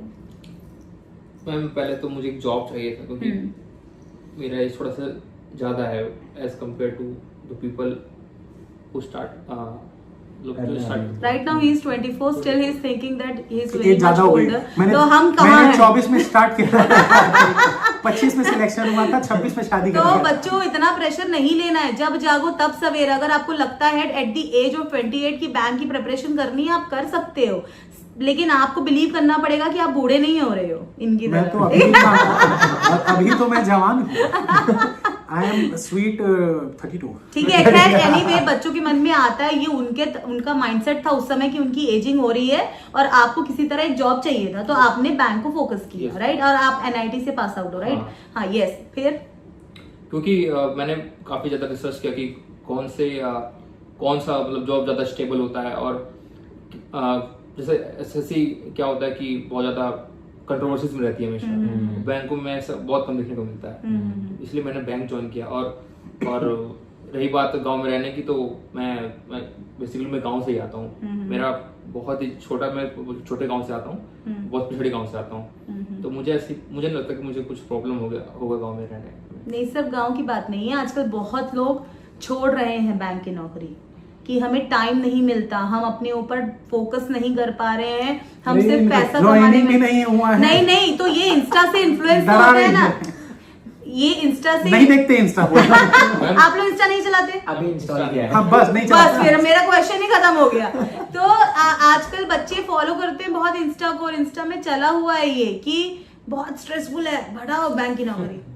आप क्या कहोगे? आप तो 22 साल के हो, इंस्टा चलाओगे? मैं 2 मिनट का ब्रेक लूंगा, इन लोग कंटिन्यू। सबसे पहले ये बताओ, आप इंस्टा चलाओगे? मैम मैंने इंस्टॉल किया था, प्रेपरेशन तो ये आगे देखेंगे और शायद डर के नौकरी छोड़ने की नौकरी। तो जवाब दो ना। नहीं मैम, ऐसा है कि प्रेशर डिपेंड करता है कि आप कितना वर्कaholic हो। एंड मैम मुझे ऐसा लगता है कि एक टाइम तक आप बहुत ज़्यादा काम कर सकते हो, आप में बहुत एनर्जी होती है। और मतलब अभी तो मैं यंग हूँ तो डेफिनेटली ऐसा होता है कि स्टार्टिंग में जब बैंक्स में लोगों ने ज्वाइन किया था तो वहाँ पे उतना वर्किंग नहीं होती थी। तो अभी का जो सिनारियो चल रहा है उनके लिए वो प्रेशर बहुत ज्यादा है, बट हम लोग अगर जाने वाले तो हम लोग के लिए वो चीज स्टार्टिंग से रहने वाली है, तो हम लोग मैनेज कर लेंगे। और यार सरकारी जॉब है और क्या चाहिए तो मैं प्राइवेट इन्होंने अपने हिसाब से तो जवाब दे दिया, पर मैं आपसे कहूंगी कि आप एक तो इतनी मेहनत करते हो, बैंक का पेपर निकालते हो, अगर आप खुश नहीं हो तो आप छोड़ सकते हो, आपका चॉइस है, आपका पर्सनल चॉइस था, आपने अपने चॉइस से ही पेपर निकाला है, अब अपने चॉइस से ही आप छोड़ रहे हो। लेकिन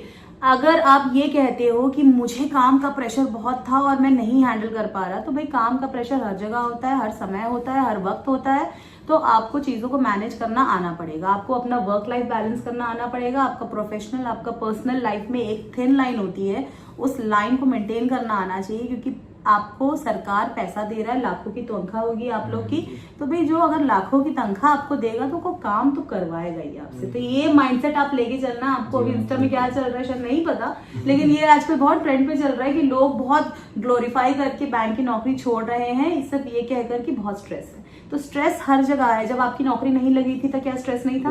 आपको तो आपको लग रहा था कि आप बूढ़े हो रहे हो, आपकी एज बहुत ज्यादा हो रही है। अब आपने आसपास में सोचो, स्ट्रेस हर फैक्टर में होता है और अलग अलग डेफिनेशन होता है स्ट्रेस का। उस समय आपके लिए वो स्ट्रेस था। आप 22 साल की उम्र में प्रिपरेशन कर रहे थे, आपको नहीं पता था इस साल हो रहा है अगले साल हो रहा है, क्योंकि आपको स्ट्रेस नहीं था। लोग बोलते हैं ना, मुंह क्या दिखाएंगे, कैसे कहेंगे, समाज क्या कहेगा, रिलेटिव्स क्या कहेंगे, आधा डर तो रिलेटिव्स का ही होता है हमें।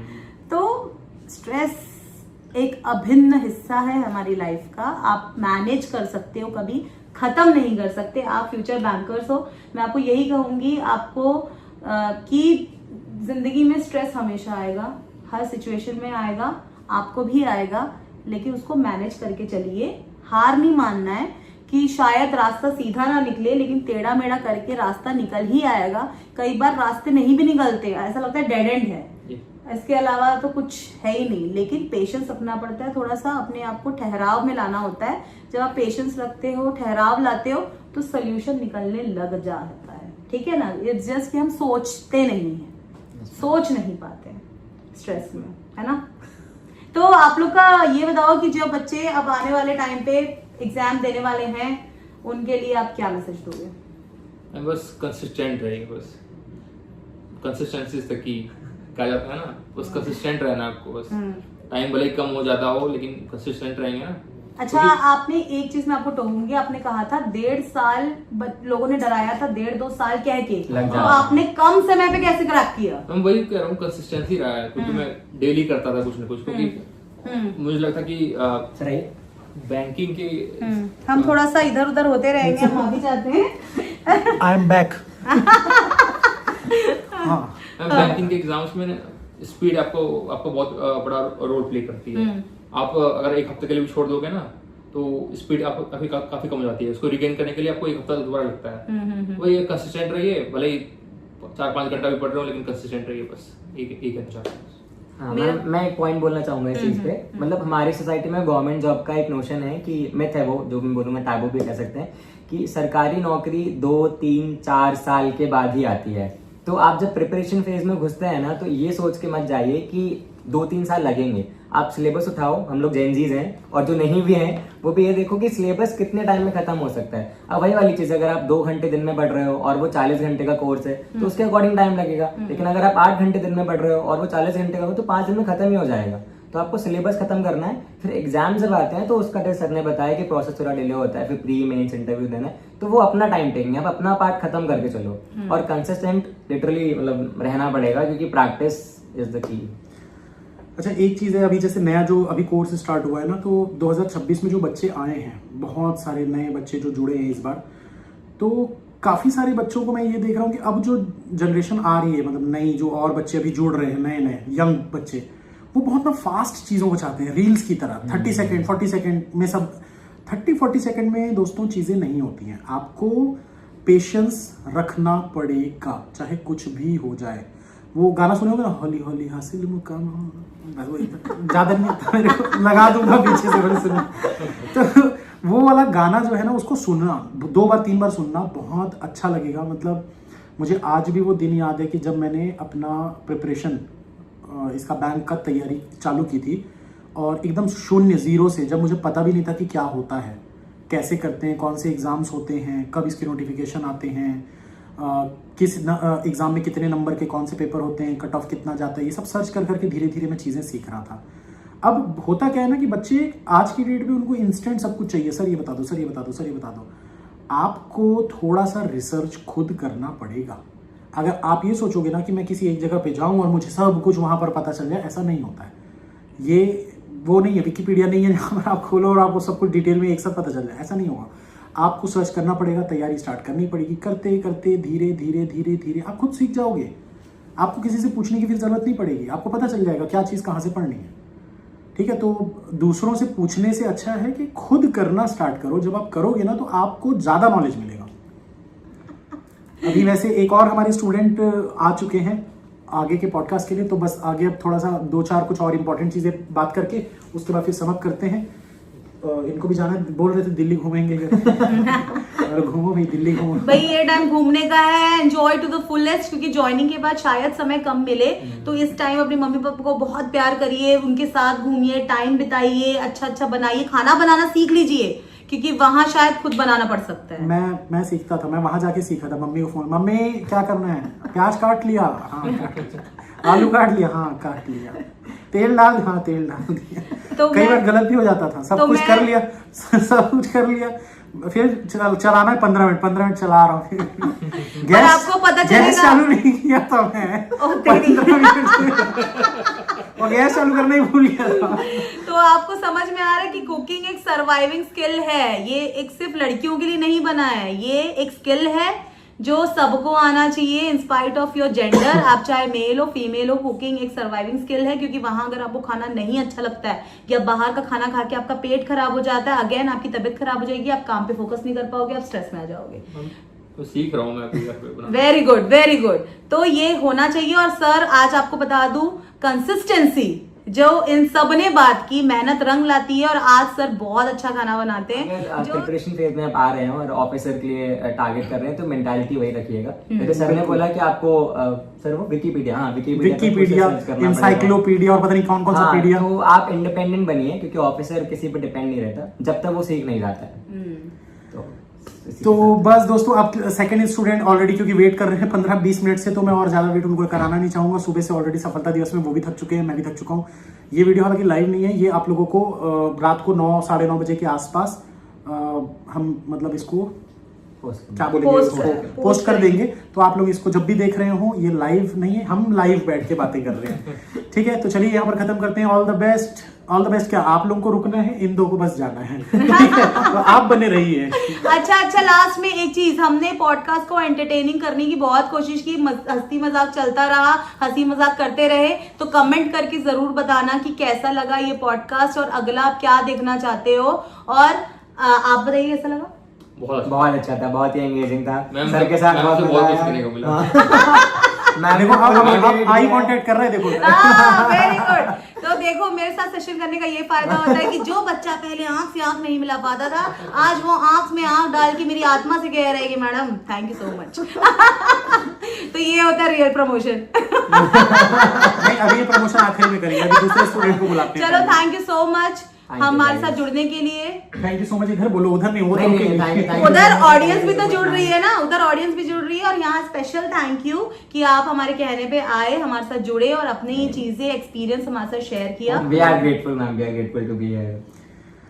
चलिए, तो नमस्कार दोस्तों, एक बार फिर से स्वागत है आप सभी का बैंकिंग क्रॉनिकल में। उम्मीद करता हूँ आप सभी की तैयारी अच्छी चल रही होगी, बस और ऐसे ही कंटिन्यू तैयारी को अपनी बनाकर रखी रहिए, क्योंकि ये जो सिलेक्शन हुआ है, ऐसे ही सिलेक्शंस आप लोगों को मोटिवेट करते रहते हैं। अगर आप मोटिवेट नहीं होते हैं तो हम भी करते रहते हैं मोटिवेट, फिर भी नहीं होते हैं तो अलग बात है, फिर कुछ नहीं कर सकते। फिर तो स्टार्ट करते हैं आज के इस पॉडकास्ट को। और पॉडकास्ट नहीं, एक तरीके से नॉर्मल स्टूडेंट के साथ बात कर रहे हैं, मिल रहे हैं। सफलता दिवस में आए हुए थे और इनसे बात किया। हम वहाँ क्या ज़्यादा अच्छे से बात नहीं हो पाई, तो कुछ ही स्टूडेंट्स से ही पर्सनली ऐसे मिल पाए हैं। वैसे अभी पॉडकास्ट होंगे, अगर आप में से कोई सिलेक्टेड स्टूडेंट है जो दिल्ली आ सकता है पॉडकास्ट के लिए, तो कमेंट कर देना। एक नंबर भी मैं आप लोगों को दे दूंगा, उस नंबर पे आप मैसेज कर देना, व्हाट्सएप कर देना पॉडकास्ट के लिए। मैं अगले 1 हफ्ते तक अभी यहाँ पर पॉडकास्ट शूट करने वाला हूँ, काफ़ी सारे बच्चों के जो सिलेक्ट हुए हैं। तो सबसे पहले आपका नाम बताइए। सर मेरा नाम अनुज कुमार झा है और मैं पूर्णिया बिहार का रहने वाला हूँ सर। अनुज जी ने कितने साल, 26 साल? हाँ 26 साल की उम्र में। 26 साल की उम्र में ऑफिसर बन गए हैं। मैं भी 26 साल की उम्र में ही बना था, ठीक है। सर और बहुत कुछ सिमिलरिटीज हैं आपसे तो। जैसे बर्थडे सर, 10 अगस्त। ओह आप सर जब पढ़ाते हुए आप अपना बर्थडे सेलिब्रेट करते थे तो मैं सवाल बना रहा होता था पजल और बोलता था अच्छा चलो मेरा भी हैप्पी बर्थडे हो गया, सर ने केक काट लिया। तो ये सिमिलरिटीज था। हर बार मैंने आपको मैसेज करा था बट आप बिजी होते थे, मैंने बोला कोई नहीं अभी नहीं, बस सीधा मिल के हैप्पी बर्थडे वाला बात करेंगे सर से। बहुत बढ़िया यार, हैप्पी बर्थडे। अभी तो गया है थोड़ी देर पहले। तो सिलेक्शन तो हुआ है, पीओ बना है, सर के साथ इनका बर्थडे भी आता है, लेकिन कमाल कर देने वाली बात ये भी है कि ये अपने मैटरनल साइड, अपने नानी गांव तरफ और अपने पैटर्नल साइड, अपने दादाजी के गांव तरफ पहले ऐसे गवर्नमेंट सरकारी अफसर बने हैं और दोनों ही परिवार का नाम रोशन किया है एक साथ महज 26 साल की उम्र में। जी तो जी। उसके लिए आपको बहुत बहुत बधाई हो। Thank you, ma'am. बाकी फिर सर का बर्थडे साथ में आता है वो अलग बात है, लेकिन जो प्राउड मोमेंट आपने क्रिएट किया है वो तो जबरदस्त है। ये जो सब सर के लिए मैम। ये जो अभी मैडम ने बोला ना गांव तरफ, किसी को नहीं समझ, मैं थोड़ा बताता हूँ। गांव तरफ मतलब पैटर्नल लाइन पूरी और मैटरनल लाइन पूरी। ये गांव तरफ हमारे छत्तीसगढ़ में ना ऐसे ही बोलते हैं, दादा गांव नाना गांव, मतलब हमारा वो घर है ननिहाल और ददिहाल ऐसा। हाँ तो ये छत्तीसगढ़ी वर्ड्स थोड़ा सा डाल देती है, इस्तेमाल कर लेती हूँ लेकिन मैं। हमारे व्यूअर्स पूरे इंडिया से हैं। तो जानेंगे आज इनकी स्टोरी की, कैसे इन्होंने अपनी प्रिपरेशन स्टार्ट की, कैसे आपने मतलब बैंकिंग की तैयारी स्टार्ट की थी? सर 19-20 जो कोरोना वाला था, कोविड वाला टाइम था, उस समय क्या हुआ कि मेरा उसी समय ग्रेजुएशन होना था और ग्रेजुएशन में कॉलेजेस वगैरह जा नहीं पा रहा था, तो ट्यूशन मतलब कैसे भी करके बस कॉलेज मतलब कर लिया मैंने ग्रेजुएशन। और मुझे ग्रेजुएशन का जीरो नॉलेज था कि मैंने क्या पढ़ा है और मेरा कॉमर्स बैकग्राउंड था, तो उसमें तो नॉलेज होना भी जरूरी है, बट मुझे कुछ नॉलेज नहीं कि क्या आता है नहीं आता है। तो फिर मैं वहां से अब ग्रेजुएशन कर लिया, क्या करूं? तो कुछ भैया लोग थे, बोले एसएससी करो, एसएससी सबसे बेस्ट होता है, एसएससी में तुमको यहाँ पे वर्दी पे तुमको स्टार लग जाएगा, वर्दी मिलेगा, ये मिलेगा, एएसओ बन जाओ।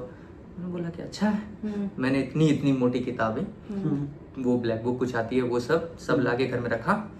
3 महीना कंटिन्यू, 6 महीना कंटिन्यू पढ़ा, सारे वर्ड्स याद कर डाले, मतलब ऑलमोस्ट 600 से 700 वर्ड्स याद किए। फिर मुझे जब मैंने जीके पलट के देखा, ये मेरी बैंकिंग में भी कुछ है, मैं बताऊंगा आगे, तो मैंने जब उसका जीके पलट के देखा तो मैं बोला हुमायूं बाबर हुमायूं, ऐसे करते करते मैंने बोला भाई हुमायूं बाबर नहीं हो पाएगा मेरे से। मैंने बहुत कोशिश की हुमायूं बाबर करते की, लेकिन मेरे से नहीं हो पाया। अंत में बोला नहीं मेरे से ये नहीं होने वाला। फिर एक भैया थे, उनसे बात हुआ तो वो बोले क्या कि अनुज देखो कि अगर तुमको नहीं हो रहा है जीके जीएस तो तुम ऐसा कर सकते हो कि तुम आ जाओ बैंकिंग लाइन में, बैंकिंग सबसे बेस्ट है, सबसे फास्ट प्रोसेस होता है। उस समय एसएससी का बहुत स्थिति खराब था, मतलब सिचुएशन ऐसा था कि 4-4 साल 5-5 साल लग जाता था लोगों को पोस्टिंग में। तो मैंने वही बैंकिंग की तरफ स्विच करा, मैंने देखा। फिर वहाँ गलती क्या हुई सर मैं बताता हूँ आपका। मैंने यूट्यूब से स्टार्ट करा वो रीजनिंग वाला पढ़ने का, ना कभी मैथ पढ़ा ना कभी इंग्लिश, सिर्फ रीजनिंग। 6 महीने कंटिन्यू रीजनिंग का तो मास्टर हो गया। गया प्री देने के लिए, रीजनिंग में 38-39 ऐसे मार्क्स आ रहे हैं। मैथ्स में आरआरबी में 40 आते हैं। 35 में 38 का सिले मत पूछना। हाँ उधर उसमें ऐसे, और इधर भी मतलब अगर 35 मार्क्स के या 30 मार्क्स के हो रहे हैं तो उसमें भी अच्छा खासा नंबर रह रहा था। बट मैथ्स में सर 3 नंबर 4 नंबर, इंग्लिश में सर 1.5।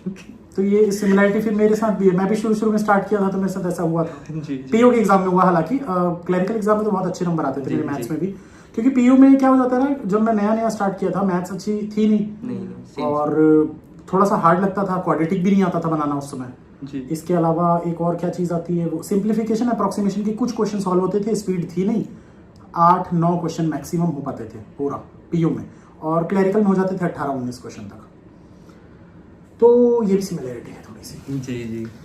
तो इसके अलावा जब आप तैयारी स्टार्ट किए तो रीजनिंग में आप मास्टर बन गए, फिर उसके बाद मतलब आपको मतलब क्या करना ऐसा पड़ा कि जिससे आपको लगा कि अब सिलेक्शन हो जाएगा? सर जब मेरा वो रीजनिंग वाला फेज हुआ, मैंने रीजनिंग ही सिर्फ पढ़ा, तो मैं एग्जाम दे रहा हूँ, भैया बोल रहे हैं आखिर हो क्या रहा है, तुमको रीजनिंग में मार्क्स आ रहा है, तुम मैथ्स नहीं पढ़ता? बोले भैया हमको लगा कि अब मैथ्स वगैरह तो जो पढ़ के आ रहे हैं 10th तक, मैं बिहार बोर्ड से हूँ तो मेरा इंग्लिश तो थोड़ा वीक था, लेकिन मैं ट्यूशंस पढ़ाता था बच्चों को, तो उसकी वजह से मेरा इंग्लिश में ठीक ठाक हो गया था, लेकिन फिर भी इंग्लिश में मार्क्स नहीं आ रहे थे। तो फिर तो जब इधर ज्वाइन किया तो निमिषा मैम को फिर इंग्लिश में भी इम्प्रूवमेंट आया। तो फिर धीरे धीरे मैंने जो सही तरीके से मैं बोलूँ अगर तो 22-23 यहाँ से मैंने परफेक्शन स्टार्ट करा निमिषा मैम का।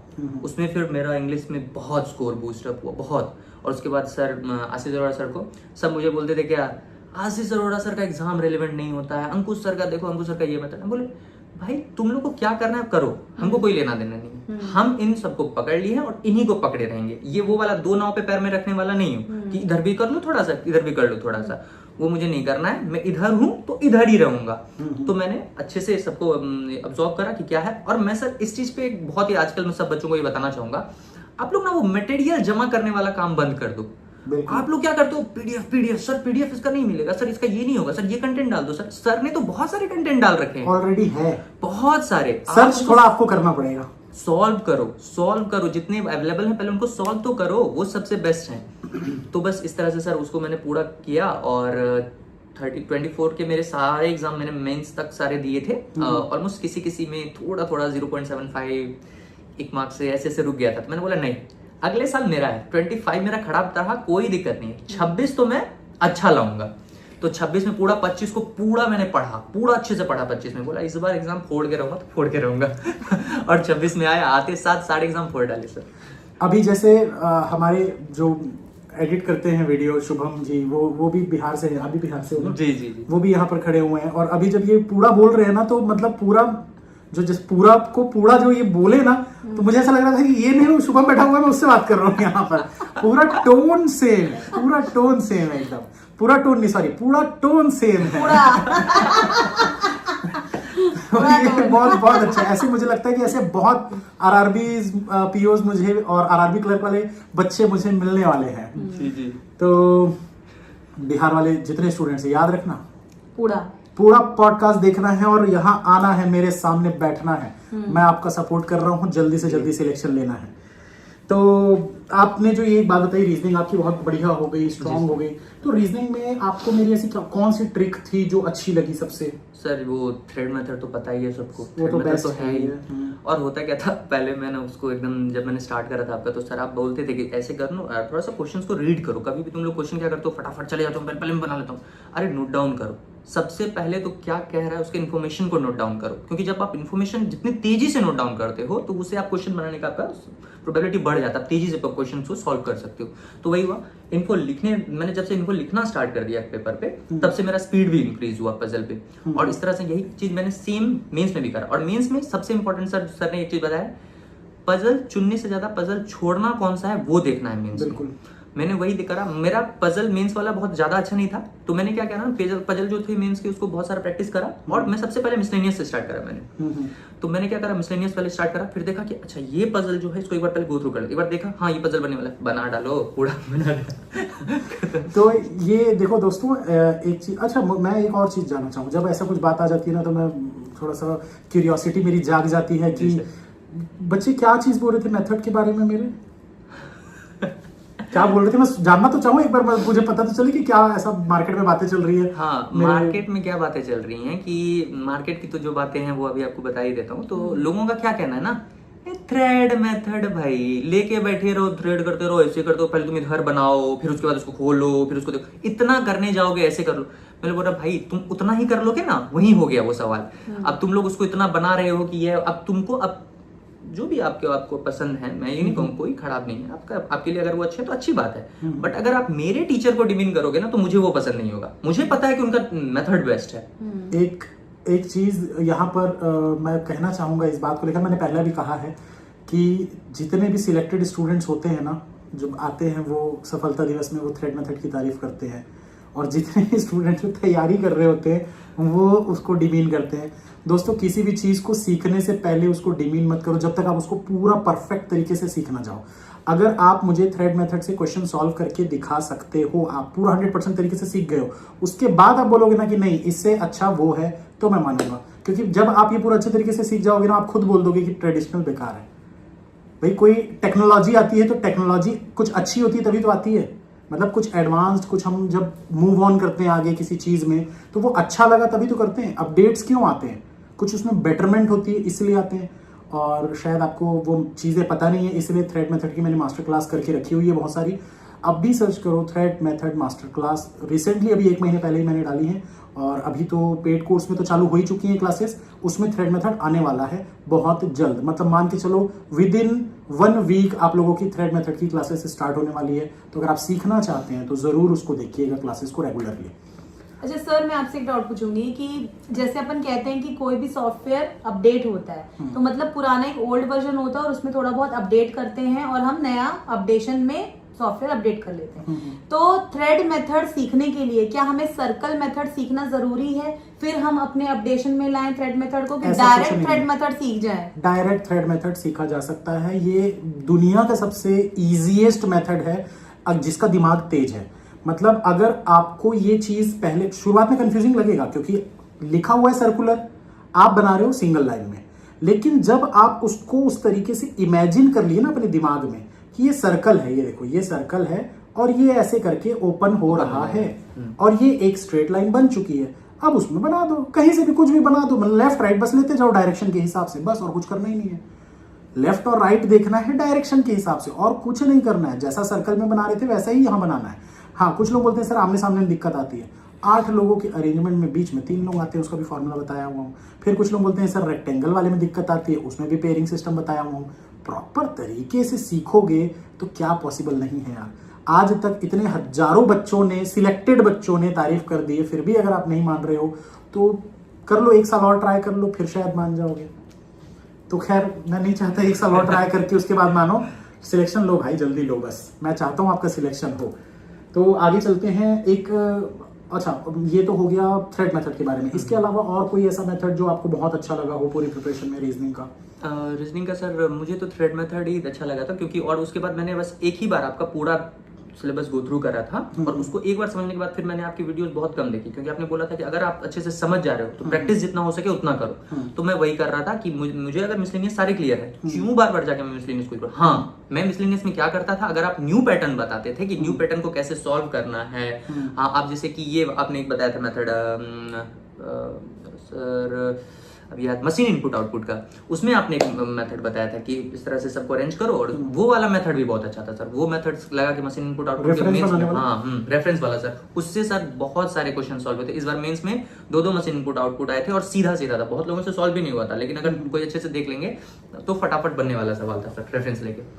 तो ये वैसे आप जो बोल रहे हो कि आपने पूरा कोर्स मेरा देखा था, तो ये कब देखा था आपने, कौन से ईयर में? सर ये मैंने देखा था 2022 में। अच्छा, 2022 में। 2022 में तो पेपर भी बहुत टफ आते थे उस समय, बहुत टफ आते। सर, अब थोड़ा सा लेवल जो है वो डाउन हो रहा है पेपर्स का, और इसीलिए आप लोग ना ये चीज नोटिस करना कि जो बच्चे ना 2021-22 से तैयारी कर रहे थे ना, उनमें से बहुत सारे बच्चे अब सिलेक्ट हुए हैं। अगर आप भी ऐसे हो जो 2021-22 से तैयारी स्टार्ट किए थे और आपका सिलेक्शन अभी हो गया है, तो जरूर कमेंट करके बताना, क्योंकि मैं ये देख पाया हूँ इस साल जितने रिजल्ट आए हैं उसमें 2021, 22, 23 में तैयारी करने वाले बच्चे बहुत ज्यादा सिलेक्ट हुए निकले हैं। क्योंकि उस समय के पेपर इतने टफ आते थे कि उन बच्चों को उतने टफ की आदत थी, और जब अभी इजी आया ना तो वो फोड़ दिए पेपर पूरा। रीजनिंग में वैसे कितने नंबर आए? सर आरआरबी पीओ में 16, क्योंकि मैंने कुछ सिलेक्टेड, मैंने बोला नहीं मुझे ज्यादा तुक्का वगैरह नहीं करना है, जितना आ रहा है उतना कराऊंगा, तो जितना बनाया उतना मार्क्स आया। और इसमें आईबीपीएस क्लर्क में 28 आउट ऑफ, हाँ 28 आउट ऑफ 14 अप्रॉक्स, 40 हाँ शायद। तो बहुत अच्छे नंबर है। आरआरबी पीओ में 16 भी बहुत अच्छे हैं। जैसे अभी जस्ट एक और स्टूडेंट से हम मिले थे, उनका कितने 11 नंबर थे, 11 नंबर, सिर्फ कट ऑफ उन्होंने क्लियर किया था। और मैं बार बार यही चीज बोलता हूँ, सिर्फ कट ऑफ क्लियर करने से भी हो जाता है सिलेक्शन। मेन चीज ऐसा नहीं होता है कि कट ऑफ क्लियर करोगे सिर्फ तो नहीं होगा क्लियर, ऐसा नहीं है। आप किसी एक सब्जेक्ट में कभी लैग कर जाते हो तो दूसरे सब्जेक्ट में थोड़े नंबर ज्यादा ला सकते हो। कभी कोई एक सब्जेक्ट हार्ड हो जाता है तो कोई दूसरा सब्जेक्ट इजी आ जाता है, तो वो थोड़ा सा बैलेंस बनाना आपको पड़ेगा एग्जाम में।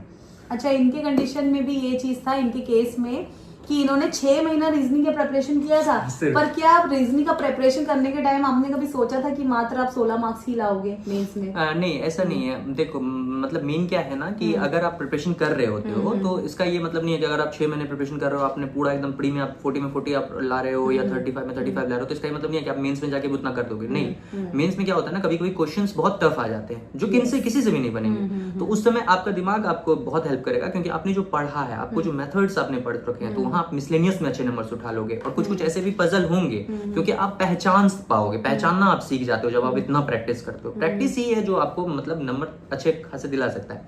तो जब आप पजल पहचानना सीख जाओगे ना, तब आपको मार्क्स आप आराम से फेस कर सकते हो। तो इनकी बातों में मुझे एक चीज की बहुत अच्छी चीज मुझे जो समझ में आई है वो है क्लैरिटी, कि आप प्रेपरेशन किसी भी लेवल पे ले जा सकते हो, लेकिन ओवर कॉन्फिडेंस कभी नहीं रखना है अपने आप पर कि ये सब्जेक्ट तो मैं फोड़ ही दूंगा चाहे कुछ हो जाए। जैसे इनका कहना है कि कभी भी किसी भी समय सिचुएशन टफ हो सकता है, हैंडल करना आना चाहिए, लेकिन प्रेपरेशन आपका और प्रैक्टिस आपकी वो दिखाता है आपके रिजल्ट में। नहीं, मैं तो रीजनिंग फोड़ दूंगा।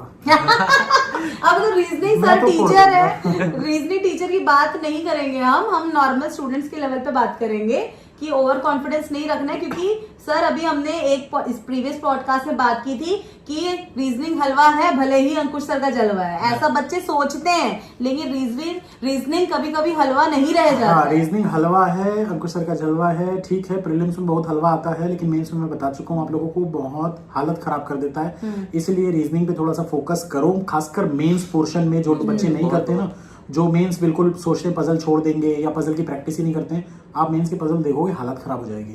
कितने पजल हो पाए थे वैसे इसमें एग्जाम में? सर आरआरबी पीओ में मेरे एक ही पजल हो पाए थे, बाकी मैंने मिसलेनियस करा था। और जब मैं आईपीएस क्लर्क में आया तो मैं तो सर खुशी हो गया था, क्योंकि मैंने जितने 2 नंबर वाले पजल थे सारे बना डाले। इसीलिए सर वो डायरेक्ट जो मैंने आपको बताया कि 28-26 आए हैं, वो 2 नंबर वालों का ही सबसे ज्यादा रोल रहा है। सब बोल रहे सब उसी में। तो रीजनिंग जलवा है अंकुश सर की वजह से, लेकिन रीजनिंग को याद रखना दोस्तों, पीओ में पेपर हार्ड रहता ही है। यस। तो डोंट जज a book by its cover. किसी को ये सोचकर मत, अरे इसके तो खुद 16 नंबर आए हैं, ये क्या हमको बताएगा।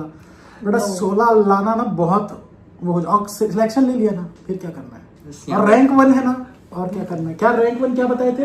रैंक 1 जिस अपने स्टेट का रैंक 1 हूँ, सबसे हाईएस्ट मार्क्स मुझे मेरे आए हैं दोनों ही पेपर में, आरआरबी पीओ में भी और टोटल कितने मार्क्स आए?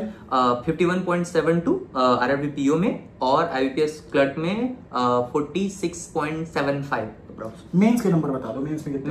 मेंस में 91.25 आरआरबी पीओ में, और इस आईपीएस क्लर्क में यही 46.25। 46.25 नहीं, आउट ऑफ 100 नहीं यार, मेंस कंप्लीट बोल रहा हूँ मैं। कंप्लीट तो 92 अप्रॉक्स हो गए आईपीएस क्लर्क में, और इसमें आरआरबी पीओ में हो गए मेरे 91 आए। तो दोस्तों ये करना बहुत बड़ी बात होती है, हालांकि रैंक से मतलब फर्क नहीं होता। नहीं, रैंक कोई मैटर क्यों बोल रहा हूँ, मेरा आखिरी वाला आया था इसलिए 118 वैकेंसी थी टोटल, मेरा रैंक 116 था मेरे स्टेट में, छत्तीसगढ़ राज्य ग्रामीण बैंक में।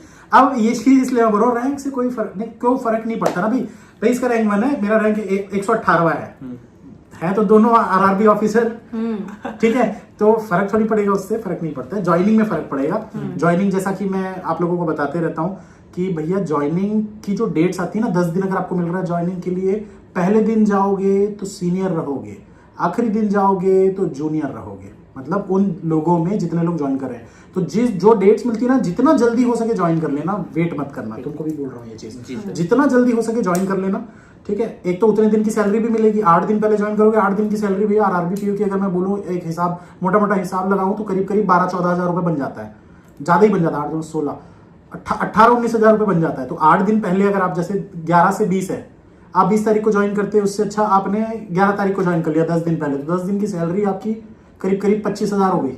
समझ रहे हो ना, 25 हजार का नुकसान क्यों करना भैया 10 दिन छुट्टी का। ज्वाइन जल्दी करो, पैसा, ठीक है, पैसा कमाओ, जाके पैसा कमाओ, पैसा कमाने के लिए नौकरी लिए हो। हाँ, लेकिन हाँ एक चीज जो मैं हमेशा सोचता हूं कि आप लोग करें, और हर सफलता दिवस में हम लोग बच्चों को ये चीज बोलकर मोटिवेट करते हैं कि अपनी सैलरी का कुछ पार्ट आप लोगों को डोनेट करना चाहिए। वो चीज बिल्कुल करते रहिए दोस्तों। और मैं क्लास में जो हमेशा बोलता हूं कि अपने हाथ कभी भी ऐसे नहीं होने चाहिए मांगने वाले, ये दे दो वो दे दो, नहीं, ऐसे होने चाहिए। मैं पीडीएफ की बात नहीं कर रहा हूँ कि सर पीडीएफ दे दो, वो तो मैं देते ही रहता हूँ, बहुत है। आपको मैं अभी बोल रहा हूँ, देखो टेलीग्राम ओपन करो, उसमें सर्च करो @bankers10 या फिर @banking chronicle YT, और इस पर जाकर आप सर्च कर लेना, हजारों पीडीएफ उसमें अवेलेबल है। उन पीडीएफ से आप प्रैक्टिस कर सकते हो आराम से। चलो आगे चलते हैं जर्नी को। वैसे वो रैंक वाला मैं कुछ बता रहा था यार अपना, हाँ 118, हाँ 118 वैकेंसी थी मेरे स्टेट में, और मेरी जो वो हुई थी ना सिलेक्शन, वो 116 मेरा रैंक आया था। तो मैं ये क्यों बता रहा था, क्योंकि बहुत बच्चों को ना डाउट होता है, सर रैंक कैसे पता चलता है। तो पहले तो मैं इनसे पूछना चाहूंगा रैंक कैसे पता चलता है ये बताएं, क्योंकि जब- मुझे पता है। IBPS अपना PDF अपलोड करता है तो उसमें वो लिखता है मैक्सिमम स्कोर। तो मैक्सिमम स्कोर के पैनल में जब आप जाओगे तो जैसे मेरा UR कैटेगरी था, मैं अनरिजर्व कैटेगरी से था, तो अनरिजर्व कैटेगरी से जाके मेरा उस जगह पे जब मैंने स्कोर देखा तो उसमें लिखा हुआ था 51.72, जो कि मेरे भी वही है 51.72। तो ये सर इस तरह से सर मेरा उससे पता चला। और बाकी IPS क्लर्क का भी जब फाइनल रिजल्ट आया तो हाईएस्ट स्कोर वाले सेक्शन में गया, मैक्सिमम स्कोर वाले में, उसमें भी UR कैटेगरी में जाके देखा तो उसमें भी। और ये तो रैंक 1 के लिए, और मान लो किसी का रैंक 28 है, उसको कैसे पता चलेगा? सर वो ITR फाइल करके वो पता कर सकता है। ऐसा नहीं है, एक लिस्ट जारी होती है, अच्छा, एक PDF निकलती है जिसमें बच्चों की सिलेक्टेड बच्चों का जो लिस्ट होती है ना, उसमें जिस नंबर पे आपका नाम है वो आपका रैंक है, उस हिसाब से वो नाम दिए जाते हैं। तो ये होता है। अब वो देखो PDF अब वो आती है कि नहीं मुझे नहीं पता, हमारे समय पे तो आती थी, मैं एक बार अभी चेक कर हाँ सर, लूंगा। अलॉटेड कैंडिडेट का आता है सभी। आता है ना? हाँ, तो allotted मैं एक बार वो candidate चेक करूंगा कि आज भी वो उसी ऑर्डर में दे रहे हैं कि नहीं दे रहे हैं। जी। मैं चेक करके आप लोगों को जरूर बता दूंगा कि वैसा ही हो, वैसे होना वही चाहिए। जी, जी, जो PDF आती है लाइन से ही होता है, जिसका पहला है, क्योंकि आप देखोगे ना तो वो अल्फाबेटिकल ऑर्डर में नहीं होता है, और अगर अल्फाबेटिकल ऑर्डर में नहीं है तो फिर और क्या है, वो वही चीज होती है। ये मुझे बताया था हमारे जो HR थे वहां पर छत्तीसगढ़ राज्य ग्रामीण में जो HR थे ना, वो IBPS वगैरह से कांटेक्ट में रहते थे, तो इसलिए उन्होंने बताया था ये चीज मुझे। खैर बात जो भी हो, रैंक 118वां हो या नंबर 1 हो, आप दोनों ही PO बने थे, लेकिन रैंक 1 लाना भी एक बहुत बड़ी बात है, सेंस ऑफ अचीवमेंट है। उसका डेजिग्नेशन से तो फर्क नहीं पड़ता, लेकिन आपके प्रेपरेशन का वो वैल्यू बताता है कि आपने कितने उम्दा लेवल में तैयारी की थी। और भाई बड़ी बात है, आपने मेहनत की, स्टेट में नंबर 1 हो, और क्या चाहिए, है ना? जी मैम। तो प्राउड फील करने वाली बात तो है। तो अनुज, आप I am so proud of you कि आप भैया नंबर 1 हुए जी। इस चीज पर, ठीक है? और आगे सर बताइए क्या पूछना चाहते हैं आप मुझसे? मैं तो क्या ही पूछूं, आपको कोई डाउट है कि मतलब जैसे मेरे पास थोड़ा सा एक्सपीरियंस 7 महीने का, तो उस 7 महीने के एक्सपीरियंस में मैं हजारों बच्चों को ज्ञान दे चुका हूं, तो आप अब वो हजारों बच्चों में हो, पूछो क्या पूछो सर डाउट तो पहला वाला है सर कि जैसे मेरा सिलेक्शन हुआ है तो मेरा सेम स्टेट में IBPS क्लर्क में भी हुआ है, RRB PO में भी हुआ है, और IPS क्लर्क में मुझे पंजाब नेशनल बैंक मिला है। तो इसमें सब बोल रहे हैं कि अनुज अभी पैसा मत देखो, जैसे कि मेरे जीजा जी भी बैंक में हैं तो वो भी यही बोल रहे हैं कि अभी पैसा मत देखिए, करियर ग्रोथ देखिए, तो PNB ज्वाइन कर लीजिए। नहीं, सब ये बोल रहे हैं। तो मैं वही अभी आपसे पूछना चाह रहा था, मैंने बोला अभी तक मैं जब जाऊंगा सर से बात करूंगा इसके रिगार्डिंग कि क्या करना सही है। बिल्कुल नहीं। देखो क्यों मैं बता रहा हूँ, इस चीज को समझना। अभी तुम्हारी एज 26 साल है जी, ठीक है? एक सेकंड, इसका आंसर करने से पहले मैं एक बच्चे का क्वेश्चन, जिनका नाम है अर्श खुराना, उनका मेरे पास अभी कुछ दिन पहले भी फोन आया था, वो बन चुके हैं IBPS PO, और साथ ही उनका कोई एग्जाम का क्लर्क निकल गया है, और उसमें उनको मिल रहा है PNB। क्लर्क में PNB मिला है, वो अपने ही स्टेट में रहेंगे, लेकिन जो IBPS PO की पोस्टिंग हुई है वो उनका हुआ है सिंध नेशनल बैंक, कोई बैंक है पंजाब एंड सिंध। सिंध, तो वो या overseas bank, sorry overseas bank में हुआ है, जो उनके लोकेलिटी में ये बैंक कम है, और उनकी पोस्टिंग हुई है सदर्न रीजन में। तो अब वो कंफ्यूज है कि क्या मुझे क्लर्क लेना चाहिए या फिर मुझे ऑफिसर छोड़ के क्लर्क। हाँ, या तो मैं PO बनूं ताकि सदर्न देखो, रीजन में लेकिन मुझे जाना पड़ेगा। 100 तो बात वही की- क्वेश्चन आपका भी है ठीक, कि ठीक, क्लर्क और PO में कंफ्यूज हो रहे हो सर। ठीक है। तो ऐसे बहुत आप जैसे बच्चे हैं जिन्हें कंफ्यूजन है कि क्लर्क ज्वाइन करें या PO ज्वाइन करें, चाहे आपके माइंड में कोई भी आप रीजन सर रख के भी बताइएगा कि मैं अपने स्टेट में भी रहना चाहता हूं। अगर ये माइंडसेट है तो उस हिसाब से भी आप जवाब दीजिएगा, और आपके हिसाब से क्या बेस्ट है वो भी मैं बताइए। सिर्फ करियर ग्रोथ के हिसाब से बात करूंगा, क्योंकि इमोशंस तो सबके अलग होते हैं। भाई मुझे मम्मी पापा के पास रहना है, मुझे अपने स्टेट में रहना है, मुझे दूसरी स्टेट नहीं जाना है, ये वो ऐसा वैसा दुनियादारी, तो ये सब चीजों को मैं नहीं जज कर सकता। हाँ, करियर ग्रोथ की अगर बात कर रहे हो ना, करियर ग्रोथ, अपने ग्रोथ की बात कर रहे हो, तो मैं आपको एक सजेशन देना चाहता हूँ कि PO छोड़कर क्लर्क ज्वाइन करने वाला कोई बेवकूफ ही होगा। ठीक है, मैं बोल रहा हूँ, माफ कर देना भैया। नहीं, कोई दिक्कत नहीं, आपको नहीं कोई गलत नहीं होगा। मैं उधर बता रहा हूँ, मैं अभी तुमको नहीं, मैं नहीं। सलाह दूंगा तो भाई, बहुत बढ़िया, और मैं वो समझाऊंगा as a अच्छे से। representative बात कर रहे हैं क्योंकि वो PO भी है। नहीं, तो एक चीज मैं क्यों बता रहा हूँ, उसके पीछे का रीजन समझना आप लोग सबसे पहले, और तुम भी समझना इस चीज को। जैसे आज तुम ज्वाइन करते हो, मान लेते हैं 1 जनवरी 2026 को तुमने ज्वाइन किया RRB PO, ठीक है, या फिर 1 जनवरी 2026 को तुमने ज्वाइन किया कौन सा क्लर्क बोल रहे हो? IBPS clerk. हाँ, IBPS clerk Punjab national bank. अब वहां पर IBPS क्लर्क में जो क्लरिकल से पोस्टिंग, जो मतलब आपकी प्रमोशन होगी पीओ के लिए, वो मिनिमम 3 साल से पहले हो नहीं सकती नहीं। और वो 3 साल के लिए भी जैब कैप क्लियर करना पड़ेगा, ठीक है। मिनिमम 3 साल, अप्रॉक्स बता रहा हूँ, मुझे भी एकदम डिटेल में नहीं पता है कि क्या हर बैंक का अलग अलग रहता है प्रमोशंस का। तो मिनिमम 3 साल से पहले प्रमोशन आपका हो नहीं सकता पीओ बनने में, ठीक है। और 3 साल वो हो गए, और उस 3 साल के बाद भी जरूरी नहीं है कि हो जाएगा, ये आप गारंटी नहीं दे सकते ना कि 3 साल बाद हो ही जाएगा, ठीक। तो अब 3 साल के बाद वो 4 भी लग सकते हैं, 5 भी लग सकते हैं, हो सकता है जैब क्या भी नहीं किए तो 5 साल तो लगने ही लगने, 5 साल के बाद भी फिर कोई गारंटी नहीं है कि होगा कि नहीं होगा।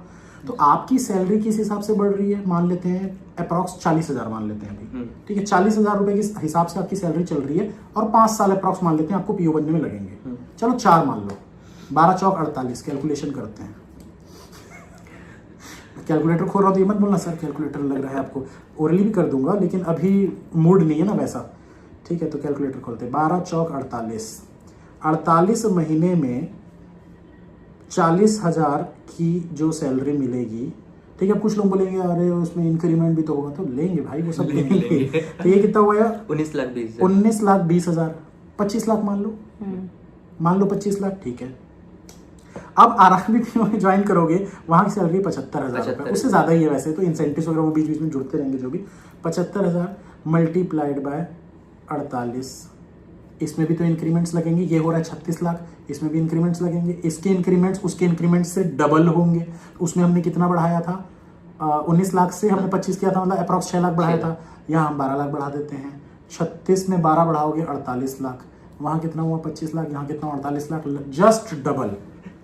Just double. मतलब आप ये सोचो, और उसके बाद भी ये पूरी जिंदगी चलेगा, ये पूरी जिंदगी चलेगा, क्योंकि आप वहां पीओ बनोगे तब तक यहां आप स्केल 2 ऑफिसर बन जाओगे 5 साल में। भैया 5 साल की तो मैं बात ही नहीं करता, मैं पता है क्या बोलता हूं, मैं अपने स्टूडेंट्स को ये बोलता हूं स्केल 1 में अभी हो ना, 2 साल में एलिजिबल हो जाते हो स्केल 2 ऑफिसर बनने के लिए। आरआरबी में एग्जाम देना पड़ेगा, एग्जाम क्रैक करना पड़ेगा, सेम एग्जाम होता है, जो एग्जाम अभी दिए हो सेम वही एग्जाम रहेगा, सिर्फ उसका जीके वाला जो पोर्शन है वो बैंकिंग से रिलेटेड वाला ज्यादा रहेगा उसमें, बाकी मैथ्स रीजनिंग इंग्लिश तीनों सेम रहेगा।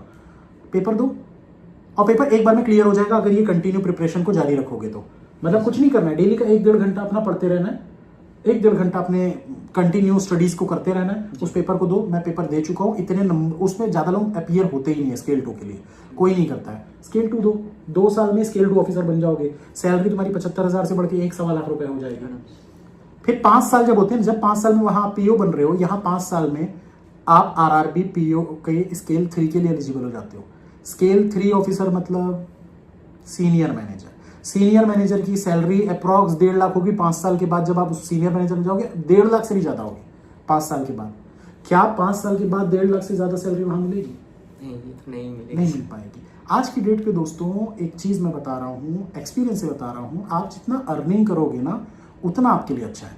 ग्रोथ हर जगह है, ग्रोथ हर जगह है, आप ये मत सोचो कि ग्रोथ हर जगह नहीं है। आरआरबी में बहुत सारे ऐसे लोग हैं जो क्लरिकल से ऊपर जाना ही नहीं चाहते हैं। मेरे खुद के ब्रांच में एक क्लरिकल जो स्टाफ बैठते थे, जिनके बारे में मैं बताया हूँ पॉडकास्ट में, वो सर कितने साल से ज्वाइन किए हुए थे, 9 साल से क्लरिकल स्टाफ थे वो, 9 साल से। तो मैंने उनसे पूछा सर आप क्यों नहीं प्रमोशन लेना चाहते हो? बोलते हैं सर मेरी फैमिली यहीं रहती है, मैं कहीं जाना ही नहीं चाहता, घर के आसपास ही घूमना चाहता हूँ। तो ऐसे बहुत लोग होते हैं जो घर के आसपास ही रहना चाहते हैं, जिनको पैसे से कोई मतलब नहीं है, तो उनको घूमने दो ना भाई। अगर आपको ग्रोथ चाहिए, ग्रोथ का मतलब क्या है? पैसा, पोस्ट, सबसे पहले पैसा होता है, ग्रोथ का मतलब यही होता है। कोई भी पोस्ट बढ़ाने के पैसा नहीं देंगे तो जाओगे क्या भैया? पोस्ट बढ़ेगी, टेंशन बढ़ेगा तो जाओगे। अगर मैं आपको बोलूंगा पोस्ट बढ़ा देते, सीनियर मैनेजर बना देते, लेकिन सैलरी क्लर्क वाले देंगे, करोगे नहीं। तो बस फिर तो जो बोलते हैं ना सर ग्रोथ का मतलब पैसा, थोड़ी पैसा ही होता है भाई ग्रोथ का मतलब। तो पैसा जहां ज्यादा मिल रहा है वहां ज्वाइन करो। और अभी तो मैंने वो वाली बातें तो की ही नहीं कि यहाँ जो पैसा कमा रहे हो ना उसको इन्वेस्ट करोगे, एफडी करोगे, एसआईपी करोगे, म्यूचुअल फंड में डालोगे, दुनिया उसमें 8-10% का इंक्रीमेंट जो मिलेगा, कितना हो चुका होगा यार। मेरे आरआरबी पीओ का जो स्टूडेंट है 4-5 साल पहले ज्वाइन किया वाला, अच्छा मैं अपने दोस्त की बात बता, दोस्त का नहीं बोलता नहीं तो फिर गाली देगा बाद में। मेरा स्टूडेंट है, 4 साल पहले उसने आरआरबी पीओ ज्वाइन किया था और उनकी एक गर्लफ्रेंड थी, वो भी आरआरबी पीओ ही ज्वाइन की है, दोनों के दोनों सेम स्टेट में ज्वाइन किए थे और दोनों आरआरबी पीओ से स्टार्ट किए थे 4 साल पहले, 2021 या 22 में उनका सिलेक्शन हुआ था। और आज की डेट पे उन्होंने कार भी खरीद ली है, कौन सी ये सब नहीं बताऊंगा, अप्रॉक्स बता दूंगा, ठीक है। और एक अपना घर भी बना लिया है। अब आप सोच लो, एक घर बनाना सिर्फ 4 साल में, एक घर भी बना लिया, एक कार भी खरीद ली, तो बहुत बड़ी चीज होती है। क्लैरिकल की जॉब में 4 साल में आप ये चीज नहीं कर पाओगे, आपको लोन लेना पड़ेगा और आपकी सैलरी इतनी होगी कि आपको उतना बड़ा लोन भी नहीं मिलेगा कि आप एक घर भी बना पाओ और एक कार भी ले पाओ। क्योंकि घर बनाने में अप्रॉक्स अगर मैं बात करूं, अच्छी जगह के हिसाब से मैं बात करूं, 50-60 लाख रुपए से कम का घर नहीं बनता।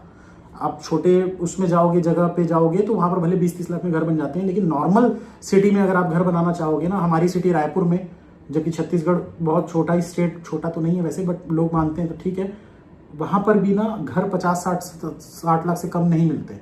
एक 2 BHK 3 BHK फ्लैट लेने जाओ तो 50-60 लाख रुपए का घर मिलता है।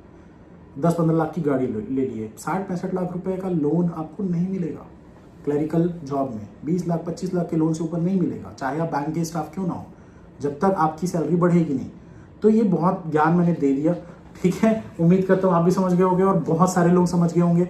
तो ये सब चीज़ें मत करो। दूसरी चीज़ है यार कि ना, वहाँ जितना वर्क प्रेशर रहेगा ना, यहाँ वर्क प्रेशर थोड़ा कम रहता है। लोग बोलते हैं कि वर्क प्रेशर कम नहीं होता वहाँ, ऐसा नहीं है। ब्रांच मिलेगी तो वर्क प्रेशर RRB PO में कम रहता है।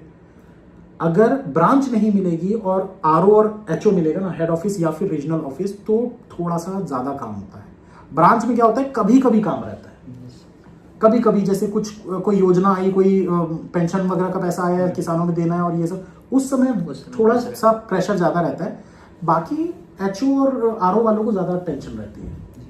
तो ये सब चीज़ें, मेरा दोस्त काम कर रहा है यार, और मैं खुद जो 7 महीना काम किया हूँ, इतने कलीग से आज भी ग्रुप्स में जुड़ा हुआ हूँ मैं उनके सबके, सब बताते रहते हैं बढ़िया मस्त जिंदगी चल रही, कोई शिफ्ट ही नहीं करना चाहता वहाँ से, देते ही नहीं दूसरा। मतलब कुछ लोग थे पहले जो बोलते थे हम SBI PO देंगे, हम ये कहेंगे, बोलते भाई जिंदगी मस्त चल रही है, क्यों अपनी जिंदगी वहाँ जाके डैश करनी है।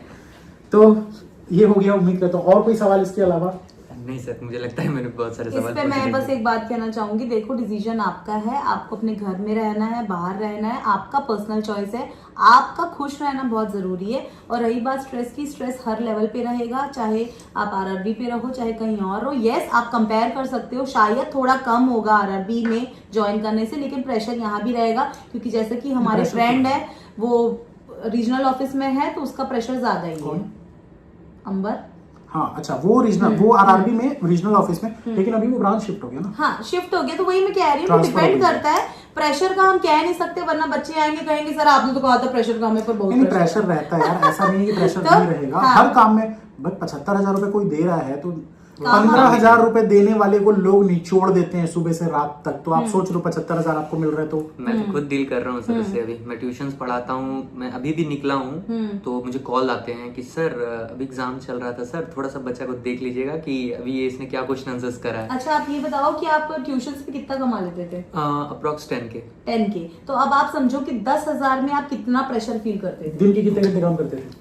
सर मैं 3 बजे निकल जाता था ट्यूशन पढ़ाने और रात को 9 बजे घर आता था। तो आप समझो 10,000 के लिए ये इतनी मेहनत करते थे, और आप बता रहे हो कि कितना स्ट्रेसफुल, और आपने खुद ने कितनी मेहनत की है। तो भाई जहां आप लाख रुपए कमाओगे, क्या आपको नहीं निचोड़ा जाएगा? निचोड़ने का मतलब ये नहीं कि बिल्कुल आपको निचोड़ ही देंगे, स्ट्रेस रहेगा। प्रेशर आपको हैंडल करना आना चाहिए, क्योंकि आपने इतनी मेहनत की है, इतने पैसे लगाए हैं, माँ बाप की उम्मीदें हैं, आपकी खुद के लिए बहुत उम्मीदें हैं। तो प्रेशर थोड़ा सा रहेगा, लेकिन मैनेज करेंगे तो चीजें हो जाएंगी। तो अब थोड़ी बात, अगर आपको बाकी कोई क्वेश्चन नहीं है तो मैं ये कहूँ कि जैसा मैंने इनसे थोड़ी देर पहले बात की थी, इन्होंने काफी मेहनत की थी अपने बैकग्राउंड से रिलेटेड।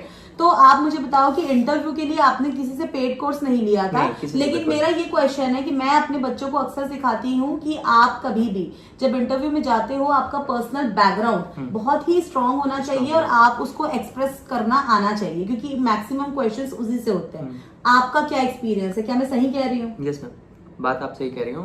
क्योंकि वहाँ जाते ही मतलब जैसे इंटरव्यू में मैं गया था तो मैंने जैसे यहाँ पे आवाज कम क्यों हो गया? वो भी बच्चे सुन ही रहे। हाँ, तो इंटरव्यू के लिए जैसे ही मैं प्रिपेयर कर रहा था तो मुझे क्या हुआ कि कोई जीरो आइडिया था मुझे कि इंटरव्यू के लिए कैसे प्रिपेयर करना, क्या नहीं करना है। तो मैंने सोचा कि अरे छोड़ो यार, अब क्या इतना करना, सब जगह देख रहा हूँ यूट्यूब पे, हाँ कॉमर्स बैकग्राउंड वालों के लिए ये क्वेश्चन सबसे परफेक्ट रहेगा, ये पढ़ लो यही फंसेगा। मैंने बोला भाई रहने देते। मैंने क्या करा, अपना मोबाइल खोला, सेल्फी कैमरा ऑन करा और उसमें क्वेश्चंस खुद पूछता था, जो इंपॉर्टेंट क्वेश्चंस लग रहे थे। मेरी एक फ्रेंड है, आपको शायद लास्ट ईयर सफलता दिवस में मिली हुई थी, प्रियंका कुमारी नाम है उसका, मैरिड वुमेन है, और आई भी थी सफलता दिवस में। तो उसने मुझे बहुत पुश करा, उसने भी मुझे बहुत हेल्प करा। उसका भी कॉमर्स बैकग्राउंड था। उसने एक सीट भेजा मुझे, बोला कि ये सब क्वेश्चंस हैं, इसको अच्छे से प्रिपेयर कर लो। मैंने वही करा, उसको क्वेश्चंस को मैंने अच्छे से इंटरनेट पे देखा, और उसके बाद उसको आगे रख के मैं अपना मतलब मोबाइल का कैमरा ऑन करके मैं उसको प्रैक्टिस करता था। और मैं ऐसा करता था कि मुझे लगा ऐसे फील करना है कि आगे में सारे बैठे हुए हैं और मैं एकदम हाथ को इस तरह से रख के और स्माइल करते हुए मैं सबको आंसर्स कर रहा हूँ। तो इससे क्या हुआ, ये मेरा एक डर तो सबसे पहले इंटरव्यू वाला डर दूर हो गया था। तो हुआ भी क्या कि जिस दिन मैं इंटरव्यू में पहुंचा इतना प्रिपेयर करके, तो सब बोल रहे हैं कि भाई हम लोग इतना नर्वस हैं, तुम हंस रहा है। हम बोले भाई तुम लोग रहो नर्वस, हम अपना बात कर रहे हैं। और मेरे दोस्तों मुझे चिढ़ा भी रहते हैं, तुम लोग मेरे साथ आए, तुम लड़की सबसे बात कर रहे हो। बोले नहीं, लड़की से बात नहीं कर रहे, उसको बोले कि शांत रहना है, अच्छे से इंटरव्यू देना है। बोले भाई अपना देख लो पहले तुम। तो हम पूरा ये क्लियर हो गए थे कि किस तरह से हमको रहना, हम अपना क्लियर थे। हम बोले जाना है, इंटरव्यू देना है, हम अगर अच्छा करके आए हैं प्रिपेयर तो वो वही पूछेंगे, वैसा ही होगा। तो मेरा हॉबी डांसिंग था। डांसिंग का हॉबी था, पूरा प्रिपेयर करके गए थे इंट्रो कि सर इंट्रो में आएगा पंडित बिरजू महाराज, तारा देवी, सब कुछ प्रिपेयर करके गए कि इंट्रो आने तो दो, हम पूरा इंटरव्यू चलाएंगे। ये वाला एक बहुत बड़ा मिथ है, इंटरव्यू हमको चलाना है, ऐसे नहीं होता है। वो कब कैसे पलट जाएंगे, इंटरव्यू का पैनल कैसे पलट जाएगा, समझ जाते हैं वो हमको चलाने की कोशिश कर रहे हैं, चलो इसको चलाते हैं। तो इसमें यहाँ पे मैं आपको थोड़ा सा टोकना चाहूंगी, इंटरव्यू को चलाना अपने वे में एक मतलब है कि आप आंसर्स इस तरीके से कॉन्फिडेंटली दो कि यस आपको क्रॉस क्वेश्चन उसी से होगा। इसको कहते हैं इंटरव्यू को अपने फेवर में लाना। लेकिन इन्होंने एक वर्ड यूज किया चलाना। चला आप कुछ भी नहीं सकते क्योंकि ऑलवेज एक्सपेक्ट द अनएक्सपेक्टेड, क्योंकि इंटरव्यू टोटली सिचुएशंस पे बेस्ड होता है। आपका कब कौन सा चीज उनको एरोगेंसी की तरफ दिखा सकता है, या आप कहीं आप उनको रूड लग सकते हैं, या आपका ओवर कॉन्फिडेंस अगर उन तक पहुंच गया तो आप जो चाहते हो ना उससे आपको कभी नहीं पूछा जाएगा। तो ये बहुत थिन डिफरेंस है इन बातों को समझना। और आप अब समझ पा रहे हो मैं क्या आपको समझाना चाह रही हूँ कि थिन डिफरेंस है। तो कहीं ना कहीं आपने इतना चाह दिखा दिया ना कि मैं ये सब तैयारी, जैसे आपने कहा पंडित बिरजू महाराज, ये समझ गए कि बंदा अपने आप को ज्यादा थोड़ा समझ रहा है और ये चाह रहा है कि मैं इससे पूछूं, नहीं पूछूंगा आगे। जैसे वही था, जैसे इंटर करा तो सब पहले बोलते मैं सोच के गया क्या इंट्रोडक्शन होगा, इस तरह से प्रिपेयर होके जाऊंगा। मैं एकदम पूरा इस तरह से प्रिपेयर हो गया, चलो इंट्रो ही पूछेंगे सबसे पहले। जाते साथ बोलते पूर्णिया से आए हैं, बैठिए। बोलते हैं बैंक में अगर कस्टमर आएंगे डिफरेंट टाइप के, कोई खड़ूस आएंगे। बोला लो यार ये तो पूरा आते साथ पहले सिचुएशन ही डाल दिया। नाम हम बैकग्राउंड पूछ लेते तो मजा आ जाता। लेकिन नहीं हुआ, पहले सिचुएशन से स्टार्ट हो गया और सिचुएशन चलता रहा। सिचुएशन ऑलमोस्ट मुझे लग रहा है कि बैक टू बैक सिचुएशन ही देते गए। बट मैंने बहुत कामली हैंडल किया क्योंकि मेरा जितना एक्सपीरियंस रहा था टीचिंग का, और आप लोगों से भी बहुत सीखा है मैंने कि कैसे काम हो गया। क्योंकि आप क्लास में सर मैंने देखा है आपको बच्चे लोग सर थोड़ा इधर कर दीजिए, सर थोड़ा हिंदी वाला कर दीजिए, सर ये कर दीजिए बोलते थे। फिर आपको वो एक लाइन आता था कैसे कर दे रहे हो यार, फिर पूरा सब शांत हो जाता था। फिर सब अपना आराम से अपना पढ़ाई करने लग जाते थे। तो वही चीज था, बहुत कुछ सीखा आप लोगों से। फिर अपना जो ट्यूशन मैंने पढ़ाया तो मैंने देखा है छोटे बच्चों को कैसे डील करना है, बड़े बच्चों को कैसे डील करना है, तो मुझे वो पता था। तो इस तरह से कुछ एग्जाम्पल्स दिए जिसको इस पर उन्होंने एक्सेलेंट बोला था, तो मुझे तभी लग गया था एक्सेलेंट बोला है तो चलो 60+ तो हो गया। ये सोच के पूरा तो एकदम कहीं ना कहीं आपकी प्रोफेशन ने बहुत हेल्प की। अच्छा ये बताइए जो पूर्णिया है ये क्या है, छोटा सा गांव है या सिटी है, डिस्ट्रिक्ट है? पूर्णिया एक डिस्ट्रिक्ट है बिहार का, और जहाँ पर अभी रिसेंटली बहुत सारे डेवलपमेंट हुए हैं। इसको मिनी दार्जिलिंग के नाम से भी जाना जाता है पूर्णिया को, क्योंकि हम लोग नियर हैं सिलीगुड़ी और दार्जिलिंग के। और पूर्णिया में अभी रिसेंटली एयरपोर्ट का भी माननीय प्रधानमंत्री ने उद्घाटन किया है, और एक फर्स्ट एथेनॉल प्लांट भी वहां पर अभी लगा है। अच्छा। जो बैम्बू से वहां पे एथेनॉल बनाया जाएगा, वो पूरा एशिया का फर्स्ट एथेनॉल प्लांट वहां बना हुआ है। तो देखो आपने इसके बारे में तो बहुत बढ़िया प्रिपरेशन की, और ये शायद इस चीज से अवगत हमारे पैनल भी थे, इस वजह से उन्होंने स्पेशली पूछा अच्छा पूर्णिया से हैं तो ये बताइए। तो आप समझ नहीं पाए, क्वेश्चन तो आपके बैकग्राउंड से ही था कि आप यहाँ से हैं, तो उन्होंने इस तरीके से पूछा कि भाई अभी रिसेंट टूरिस्ट स्पॉट बना है, इतने रिसेंट डेवलपमेंट्स हो रहे हैं, तो अब उसको recent development, recent tourist spot सबको मिला जुलो को उनको कस्टमर से रिलेटेड आपको पूछ दिया कि डिफरेंट कस्टमर आएगा तो कैसे हैंडल करोगे। ये सारी चीजें रिलेटेड होती हैं, बस परसेप्शन का गेम होता है, और चीजें वो वही पूछते हैं जो आपके बैकग्राउंड में होता है। और आपका प्रोफेशन क्योंकि आप खुद भी टीचर रहे हो, आपने कितने बढ़िया तरीके से उस चीज को एक्सप्लेन किया। यस मैम, वो चीज मैंने बहुत अच्छे से एक्सप्लेन करा। और एक चीज और होता है डाउट कि लोग बच्चों को क्या लगता है ना कि मुझे सारे आंसर्स करने हैं। नहीं, ऐसा नहीं। अगर आपको कुछ नहीं आ रहा है तो आप कामली एकदम स्माइल के साथ सर को बोलो कि जैसे मुझसे क्वेश्चन पूछा गया था, मैं उस समय थोड़ा सा कंफ्यूज हो गया था कि FPO वाला एक क्वेश्चन था, तो फार्मर कुछ करके एक होता है उसका पूरा, तो मुझे नहीं आइडिया था। तो मैंने बोला सॉरी मैम, मुझे इसके बारे में कोई आइडिया नहीं है, और स्माइल के साथ रहा। मैंने कॉन्फिडेंटली इसका आंसर मतलब डिक्लाइन करा कि सॉरी मैम, मैं भी रिकॉल नहीं कर पा रहा हूँ, और स्माइल करता रहा। तो सर बोले नहीं आ रहा है तुमको, अभी तो तुम बता इसके बारे में, ये ऐसा होता है, ये नहीं आ रहा है। मैंने बोला सॉरी सर, नहीं रिकॉल कर पा रहा हूँ, बस स्माइल करता रहा। तो वो एक चीज होता है कि हमेशा ये चीज मैंने नोटिस करा है कि सबसे मैंने जब बातें भी की थी, सबने बोला था वो आपका कॉन्फिडेंस चेक कर रहे होते हैं। सबसे पहले तो ये जान लीजिए, इंटरव्यू में वो आपको जितना आपका ये देख रहा था कि आप एजुकेशन में कैसे हैं, वो सारा उन्होंने देख लिया है। अब वो सिर्फ आपका कॉन्फिडेंस चेक करेंगे, तो इसलिए एकदम कॉन्फिडेंट रहना। अब इसका ये मतलब नहीं है कि सारे में नो सर रिकॉल नहीं कर पा रहा हूँ बोल के आ गए। आता भी है कि नहीं सॉरी सर रिकॉल नहीं कर पा रहा हूँ। पता चला फिर वो बोलेंगे हम भी आपको रिकॉल नहीं कर पा रहे, अगले बार आना। नहीं, लेकिन ये बच्चों के साथ एक जेन्युइन फैक्टर है, क्योंकि मैंने कई बच्चों का इंटरव्यू कराया, तो मुझे पता है कि बच्चों को आते हुए भी कई बार एक्सप्रेस नहीं कर पाते हो, या फिर घबरा इतना जाते हैं कि कह नहीं पाते। तो आपको पता है कि उस सिचुएशन में भी वो आपको जज कर रहे होते हैं, और उस समय आप क्या कर सकते हो, एक सिंपल सा स्माइल, 5 पैनल मेंबर के साथ आई कांटेक्ट, और कॉन्फिडेंटली कहना कि यस सर मैं नहीं रिकॉल कर पा रहा हूँ। सोचने में थोड़ा अजीब लगेगा, लेकिन यस, क्योंकि आप उस समय कुछ भी नहीं कर सकते ना, वहां रोने तो नहीं बैठ सकते, क्योंकि भाई आप ऑफिसर बनने जा रहे हो, रोने तो नहीं ही बैठ सकते।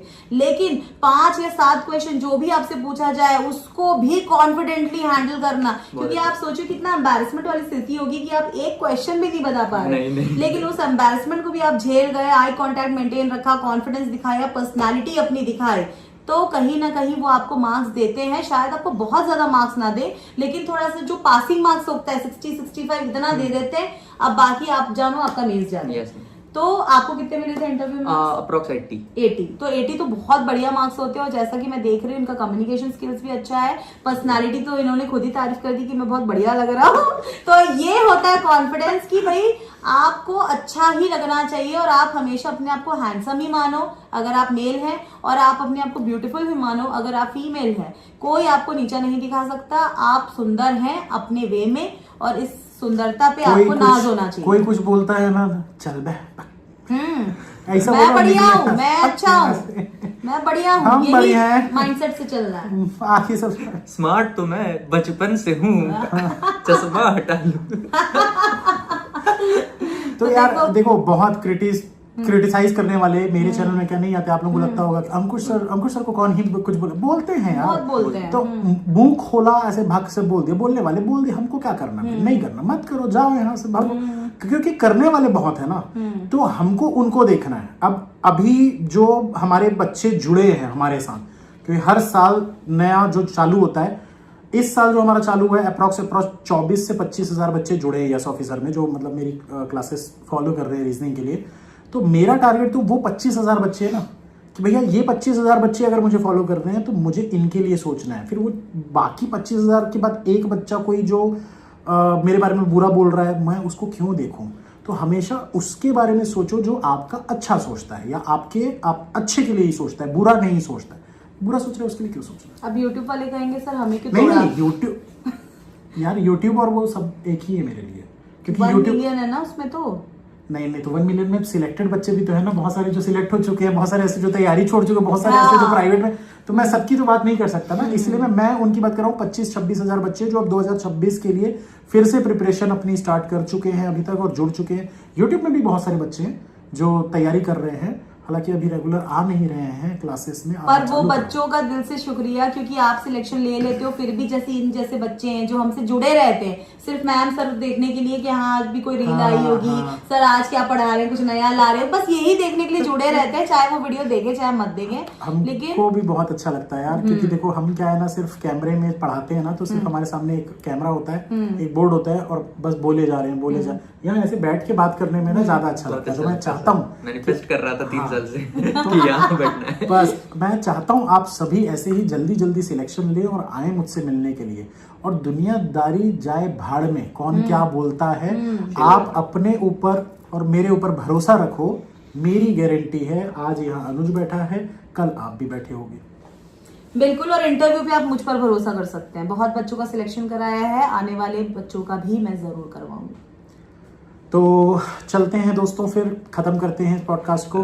लास्ट मैसेज आप क्या करना चाहते हो? इनको मैसेज हाँ, देना दो। बच्चों से कुछ बता दीजिए, क्या आप बोलना चाहेंगे? लास्ट मैसेज मुझे अगर देना होगा तो मैं यही दूंगा कि बच्चे घबरा बहुत जाते हैं कि भैया प्री में ऐसा हो रहा है, मेंस में ऐसा हो रहा है, टीचर चेंज कर लूँ क्या, मैं इधर चला जाऊँ क्या, मैं ये सोर्सेज फॉलो कर लूँ क्या। जैसे मेरी बात हुई अभी, जैसे मेरा सिलेक्शन हुआ तो सब लोग मैसेज कर रहे हैं भैया ये कैसे करना है, भैया वो कैसे करना है। जैसे अंकुश सर की इंस्टाग्राम पे रील गई तो सब आगे मैसेज कर रहे हैं। तो मैंने सबको ये बताया कि आप लोग 10 जगह दौड़ना पहले बंद करो, एक स्पेसिफिक टीचर पकड़ो और उनका देखो कि तुमको आपको उनका मेथड अच्छा लग रहा है, उनका पढ़ाई अच्छा है, उनको अच्छे से फॉलो करो। और उसके बाद आप प्रैक्टिस ज्यादा से ज्यादा करो। ये नहीं कि सर लाइव पर कब ले रहे हैं, सर ये कब कर रहे हैं, सर ने सब कुछ कर रखा है ऑलरेडी, बहुत कुछ है। आप बहुत उससे कुछ। प्रैक्टिस करो। Practice makes a man perfect. मैं यही जानता हूँ, मैन ही नहीं ह्यूमन परफेक्ट। सबसे पहली बात, आप जितना प्रैक्टिस करोगे आपका उतना इंप्रूवमेंट होगा। तो अभी से बस यही है कि लग जाओ, मेहनत करो और 26 में 4 डालो। यहाँ पे बैठना है आप सबको। तो ऑल द बेस्ट दोस्तों। चैनल को अगर आप लोगों ने सब्सक्राइब नहीं किया तो जल्दी से चैनल को सब्सक्राइब कर लीजिएगा, बेल आइकन को प्रेस कर लीजिएगा ताकि आने वाले वीडियोस की नोटिफिकेशन आप लोगों की मिलती रहे, मोटिवेशन आपका बना रहे। और कमेंट करके बताना कि कमेंट जरूर करना पॉडकास्ट कैसा लगा, ये Yes. कमेंट जरूर करना भैया। मैं एक एक कमेंट पढ़ना चाहता हूँ कि पॉडकास्ट कैसा लगा, क्या चाह रहे हो, क्या आप भी वादा कर रहे हो अगले साल यहाँ आके बैठने का, अगले सफलता दिवस में मिलने का। जो भी आप फील कर रहे हो, जो भी आप बोलना चाहते हो, कमेंट करो जल्दी से फटाफट। यस। और कई बार हम बच्चे ना कमेंट्स में भी एक्सप्रेस नहीं कर पाते। अगर आपको कुछ भी नहीं समझ में आए तो सिर्फ इतना लिख देना, I can and I will, और मैं चाह लिया हूँ, बस इतना लिख देना। You can and you will, अगर आप चाहो तो, चाह लिए तो सब हो जाएगा। तो ये ही लिख देना और आपके कमेंट का इंतजार रहेगा। तो मिलते हैं नेक्स्ट वीडियो पर इसी तरह। बहुत एंगेजिंग टाइप का हमने कोशिश किया था, पता नहीं हुआ कि नहीं, ये तो आप ही बताओ कमेंट करके। हंसी मजाक भरपूर किया, थोड़े से फंबल भी हुए, हम भी मैंने मिस्टेक किया, लेकिन मिस्टेक करने से घबराना नहीं है, क्योंकि गलतियां उन्हीं से होती है जो कोशिश करते हैं, और कोशिश करने वालों की हार नहीं होती। देर सवेर कोशिश करने वाले को सक्सेस मिल ही जाती है। वो सक्सेसफुल बन ही जाते हैं, बढ़ ही जाते हैं। तो you can and you will, अगर आप चाहो तो। कैसे कर दे रहे हो यार। कैसे करते रहो यार। अरे वो अभी लास्ट उसमें सफलता दिवस है, ऐसे ऐसे कर दे रहे हैं, ऐसे कर दे रहे हैं। तो आपको भी ऐसे ही करके दिखाना है। तो ऑल द बेस्ट, मिलते हैं फिर नेक्स्ट पॉडकास्ट में या नेक्स्ट क्लास में। तब तक के लिए स्टे ट्यून्ड। Bye bye.